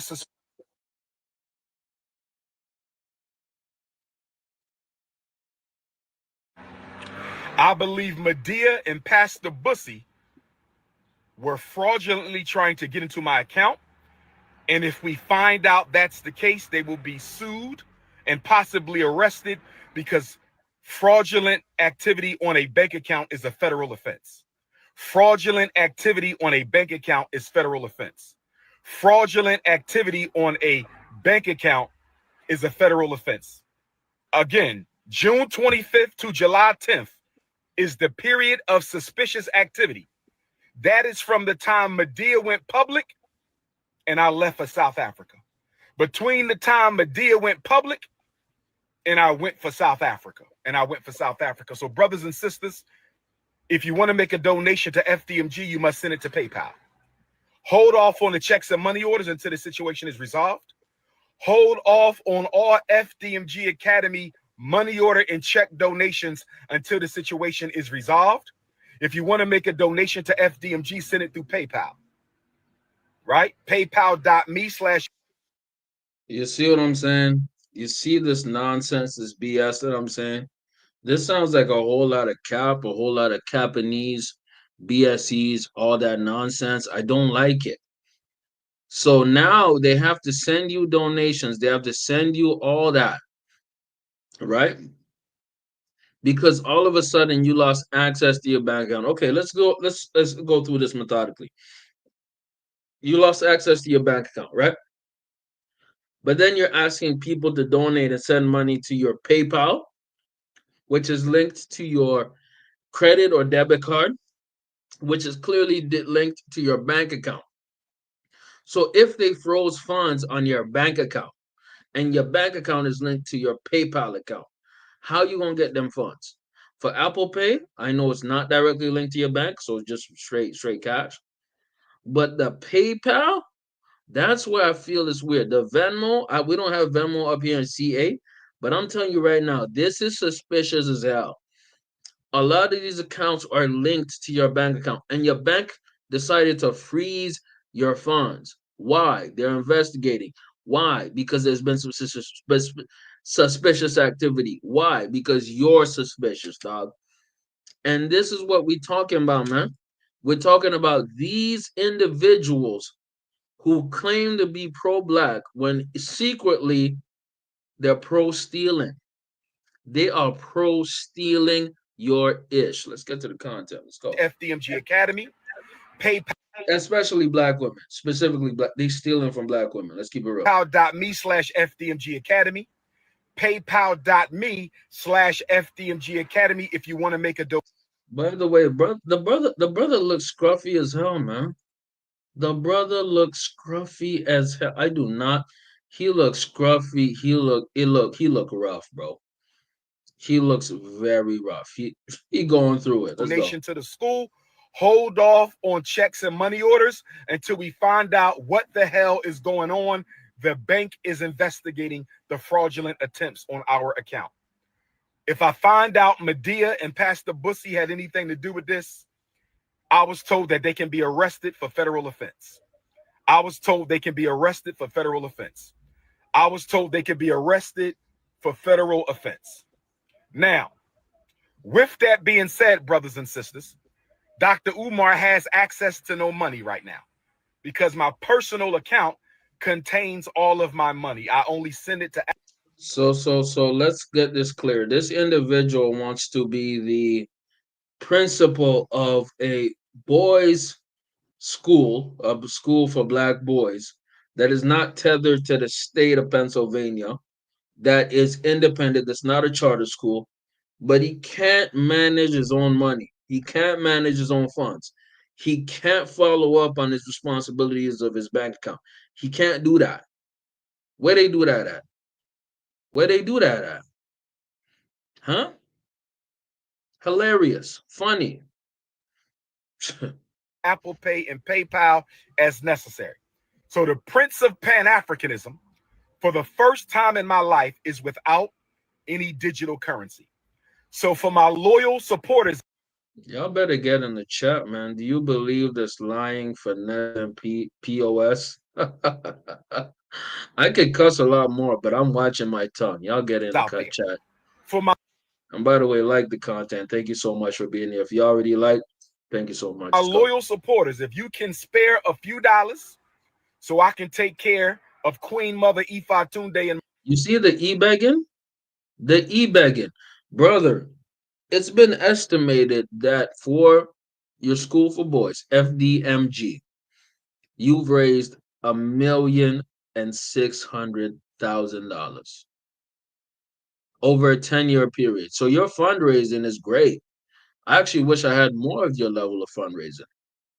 But for you to do something like this, for you to be this mush up, this murked, it shows that there's a character flaw here, man. There's something that you're doing that's so wrong and so murked up. It's sad. It's not only sad, but it's really pathetic, which is actually the better word here. It's pathetic because it's actually beneath you as somebody who claims to be a leader in the black community, man. And let me tell you something. If you cannot manage it well, hire somebody who can. Get somebody in position who can. You dig me? It's crazy. myself until my bank account is frozen or canceled so I can get my money back and open up a new account. Please hit my Apple Pay or hit my PayPal. My personal PayPal account is Umar the Psychologist at yahoo.com. So that's paypal.me/Umar the Psychologist, paypal.me/Umar the Psychologist, paypal.me/UMARTHEPSYCHOLOGIST, paypal.me/Umar the Psychologist, or hit my Apple Pay using my cell number 215-989-9858. 215-989-9858. I've never asked the people for $1. I have never asked the people for $1 in my life. I have never asked the people for $1 in my life. I've only asked you to donate to the FDMG Academy for Boys. I don't have any sons. You see all these lies, brother? Like he's lying so smooth with it. It's like, brother, you have asked and you have been e-begging. Look, I have no problem with that. It's okay to e-beg, but you have to show the results. You have to show the product, brother. And that's the problem. You're not. That's a real problem, bro. I have 2 daughters. So the FDMG campaign is a selfless project, mission, and service to provide our boys with the education that they deserve. But right now, I don't have any money because my account was frozen by my bank because So your account is frozen, but these are the lies that somebody. And guess what, man? If it was a YN, if it's a young nigga, kind of makes sense. This nigga is 50. Let me repeat, he's 50. 50 damn years old. 50. someone has been trying to hack into my account, hack into FDMG Academy account. So the FDMG Academy account is frozen.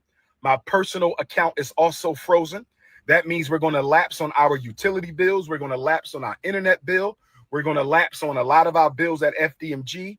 The bank is not giving me a timeline as to when this situation is going to be resolved.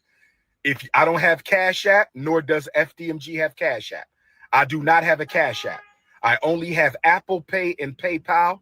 If you can spare a few dollars, send it to my Apple Pay, 215-989-9858, 215-989-9858, or my PayPal, paypal.me/Umar the Psychologist. Although Leo season is off to a rocky start, brothers and sisters, we will overcome. So part of his grift is convincing specifically black women because a lot of black men see through the nonsense. They see through this BS he's trying to pull, and they're not going to not only not donate to him, but they're adverse to him, right? But he makes a lot of his money off black women, which makes him even more treacherous and disrespectful to the community, because you have an individual over here who's willing to lie, who's willing to finesse, who's willing to embellish, who's willing to do anything and everything to mislead black women, right? And he's doing that all for the sake of money.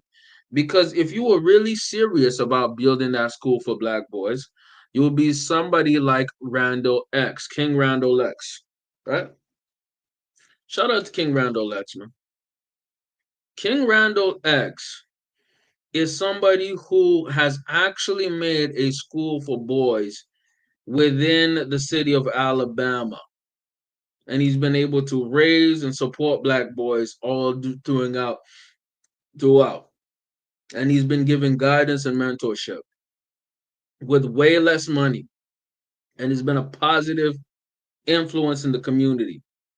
This man is doing things, teaching courses for firearms, boxing, all this. This is one of the most important people doing good things for black people on this entire planet. X is for boys, right? He's doing everything Umar Johnson claimed to do. And keep in mind, this man is like 26, 25 years old. And you have this old fool who is double his age, who is begging for money on the internet from you Negroes because he's funny and charming. And he's good at talking. And y'all gonna eat it up. And that's the crazy part. Shout out to all my donors. Newark, New Jersey, I'ma see you. Nat Turner, I'ma see you. Mobile, Alabama, I'ma see you. New Orleans, Louisiana, Hurricane Katrina, I'ma see you. Kenya, January, I'ma see you. FDMG is coming. We just got to lay down on floors, brothers and sisters. Lay down on floors, and we applying for a certificate of occupancy. I don't have any money in my pocket because my account is frozen. If you could send a few dollars to Dr. Umar for Apple Pay or PayPal, I would greatly appreciate it. Black Queens forever. Snow Bunnies never. Enjoy your weekend. Leo season forever. Peace and Pan-Africanism. Craziness, craziness, craziness, ratchetness, all that. Insanity, bro. Insanity. Let's hear at least somebody actually raise some good critique, you know what I mean, towards this idiot, this imbecile. Let's have that. You know what I mean? Cheers. Of Dr. Umar's daughter exposing him. First off, I live in a land where a man by the name of Bishop Eddie Long was able to still go around sleeping with little boys. And after they found out he was doing it, black women still supported him. Because when he got up in church, he called them queens. He told them it's your baby daddy's fault.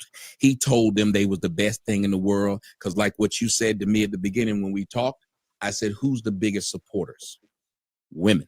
That's why they don't say anything good to men. That's why he always talking about bunny hopping, black queens forever, snow bunnies never. Why he don't have no saying for black kings for life? No man that's white. There you go, Dr. Umar. We know you watching or listening. If you ain't, then somebody need to play it to him. Why you don't have a saying that says black kings for life, no man that's white? Funny how that works, right? Funny how that works, right? Snow buddies never, queens forever. Let's go. You don't have that though. You only talk to the women because they know the women are gullible. It is the same thing the devil did. If you women cared and loved God at all, y'all. By the way, if y'all get the chance, go check out Sonetta TV. Very great channel. Show him a like, show him subscribe. Great channel. I want y'all to support him. I would know that any man that bypassed your man and came to you to talk, it is the devil. From day one, the devil bypasses your man and comes right to you. Dr. Bingo, bingo, bingo. Knowledge, facts. You want to get to a community, you want to destroy something from the inside, go for the women first. That's how it works. Umar Johnson bypasses the men and comes and talk right to To the women. You puts up pictures of him holding you, always talking about the queens. And now when he do the shows, he up there like a thought, blinking his eyes and taking the pictures like this before he say a word for 5 minutes. Then while he talking, what does he say? You women, you're my queens, my beautiful black chocolate queens. I'm in town. Why don't you come through and give Big Papa Pan Pizza, the Prince of Pan Pizza, come through and give me whatever it is. The Prince of Pan Pizza. That's hilarious. And you men sit up there and think it's cool to listen to this man tell these women in every city to come do something with him? What are y'all doing? What are y'all doing, fellas? Because he get to tell y'all all the women in every city he come to go do something. I mean, they go do it. But doing the women, because they're not smart, because women all just want to be with whoever they think is popular. If you popular, they'll all sleep with you. Why you think Future got so many kids? In the black community, most people don't realize. So, and you can look at all of them. Did you know that there are twice as many black women with children than black men? So that tells you what? It tells you that they're sleeping with the same guy. That's real. That's real. It means that there's a select few guys that black women are sleeping with on the majority.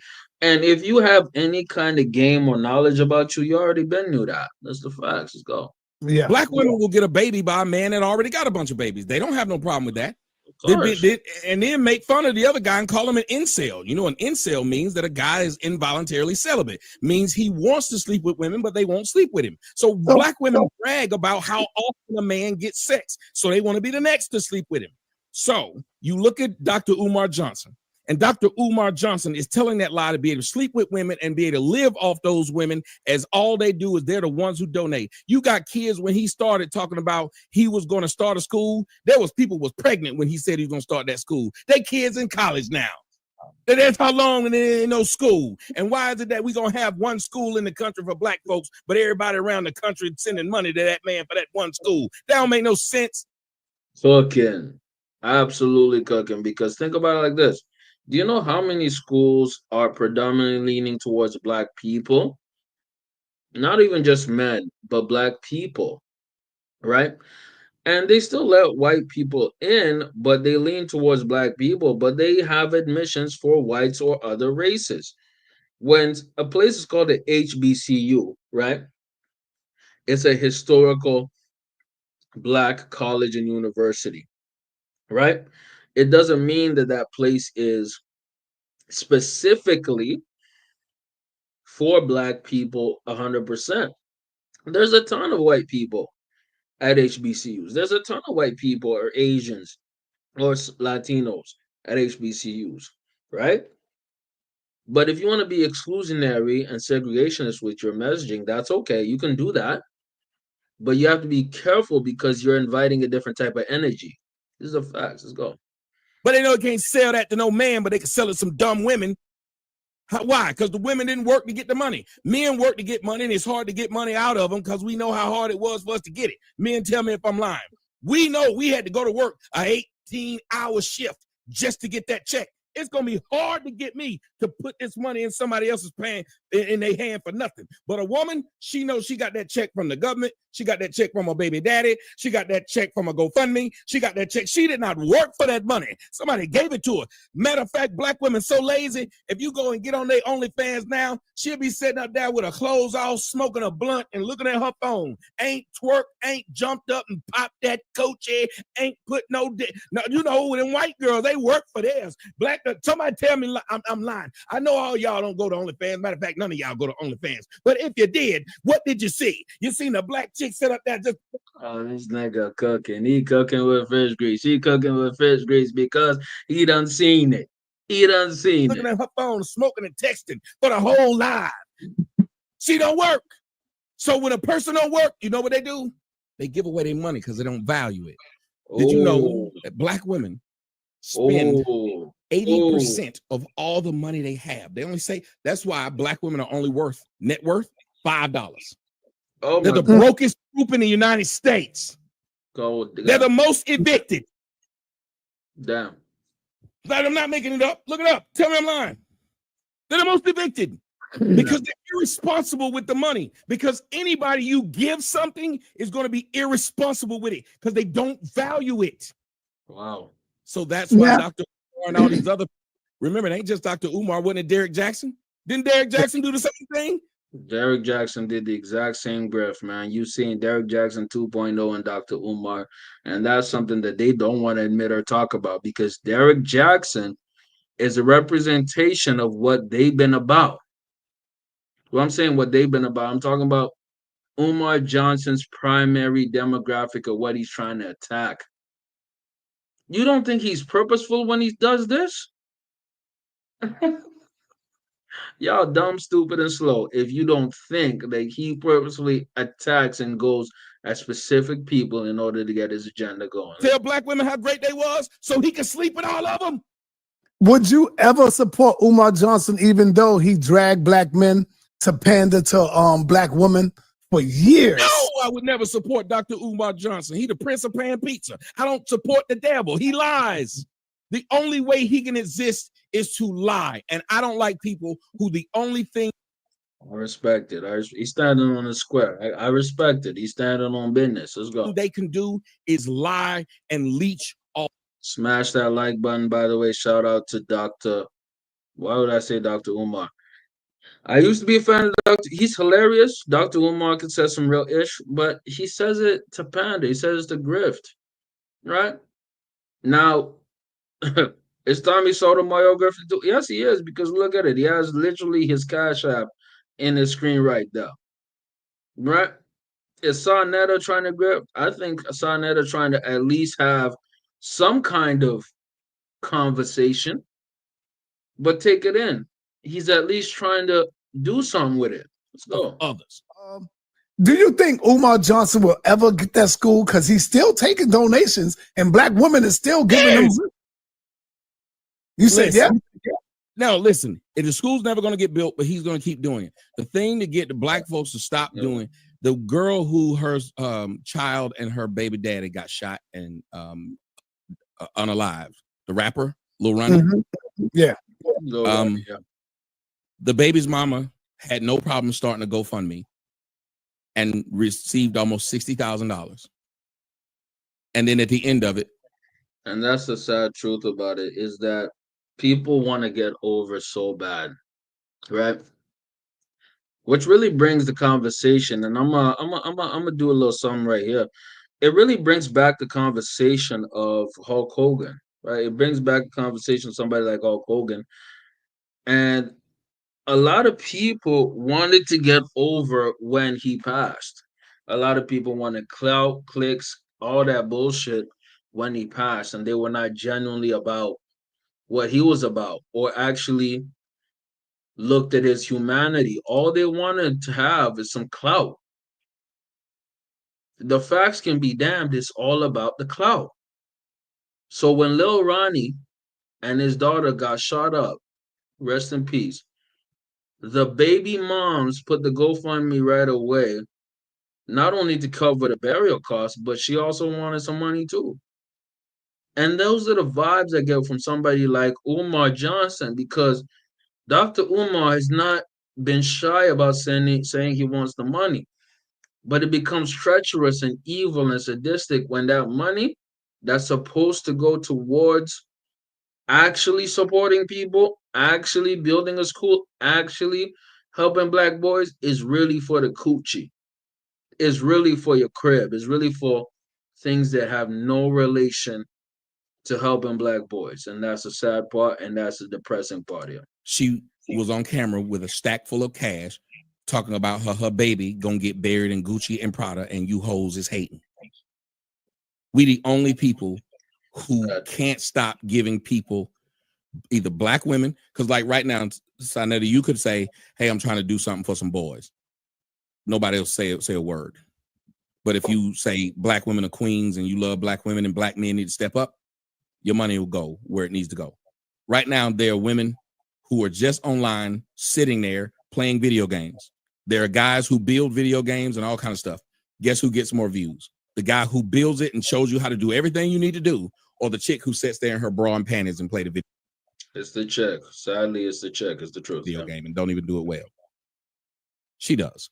So Dr. Umar Johnson's not stupid. He knows the way of the world. And he knows if he keeps women around him, men will come because the men want to be around where the women are.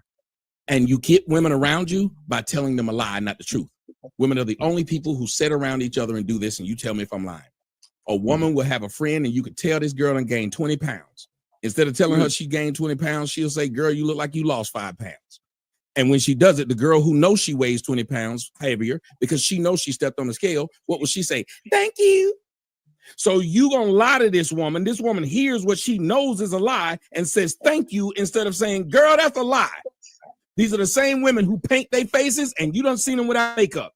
They'll get on pictures with these makeup, and it'll be a comment full of women, comment section full of women telling her how nice her butt look, how nice her chest look, and how nice her face look. She knows her butt was done.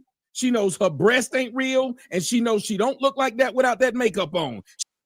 Cooking, cook. She'll tell her how pretty she is, and the girl will sit there in the comment section and be like, thank y'all, thank y'all. A man would never in his life put a sock in his pants, walk out in the street, another man walk up to him and be like, oh boy, you bulging today. Thank you, bro. Thank you. Or put some paper You ain't bulging today. in your wallet, fold it up. It's obviously white paper, and you look at him and be like, oh, brother, you paid, shouty. And he'd be like, yeah. We wouldn't do this. You can't lie to me. If I got 3 inches, you can't tell me I'm hung. I know I'm not. You can't tell me I got a 6-pack. I don't. I wish a woman would tell me you got a 6-pack. I heard a girl tell me you got an old man butt. I said, yes, I do. I do. I said, when I was young, I had a nice one, but I'm an old man now. I got that long one now. Everything, I'm just old. But she told me the truth. I didn't get mad. I would get mad if she had told me I got a 6-pack. I do not. Facts. And that's real. And that's so real. Again, shout out to Tommy Sotomayor for saying that. A lot of these, let me tell you something, man. Me, I'm pro-black, man. You know what I mean? Me, I'm very pro-black. But at the same time, I'm not pro-liar. That's the difference with me. I'm not going to lie. I'm not going to do things to get over. Do you understand me? And that's what a lot of these people do. And that's the sad part. But again, I appreciate y'all for tuning in. I appreciate my boy King Sal for sliding in through. I appreciate everybody who has been here showing love. Don't fall for the grift. And like I say, rest in peace to Ozzy Osbourne. Rest in peace to Hulk Hogan. And of course, Malcolm-Jamal Warner. We love y'all. We appreciate y'all. Shout out to Theo Huxtable. Shout out to Hulkamania going wild on you, brother. Shout out to Hogan. And shout out to the Prince of Darkness. Appreciate y'all for even spending even a little bit of time with me. Appreciate y'all for liking the stream. I appreciate y'all for doing everything you did. And I hope y'all have a great night, man. Big JTV, like, comment, sub. We out this bitch. Deuces. Gang.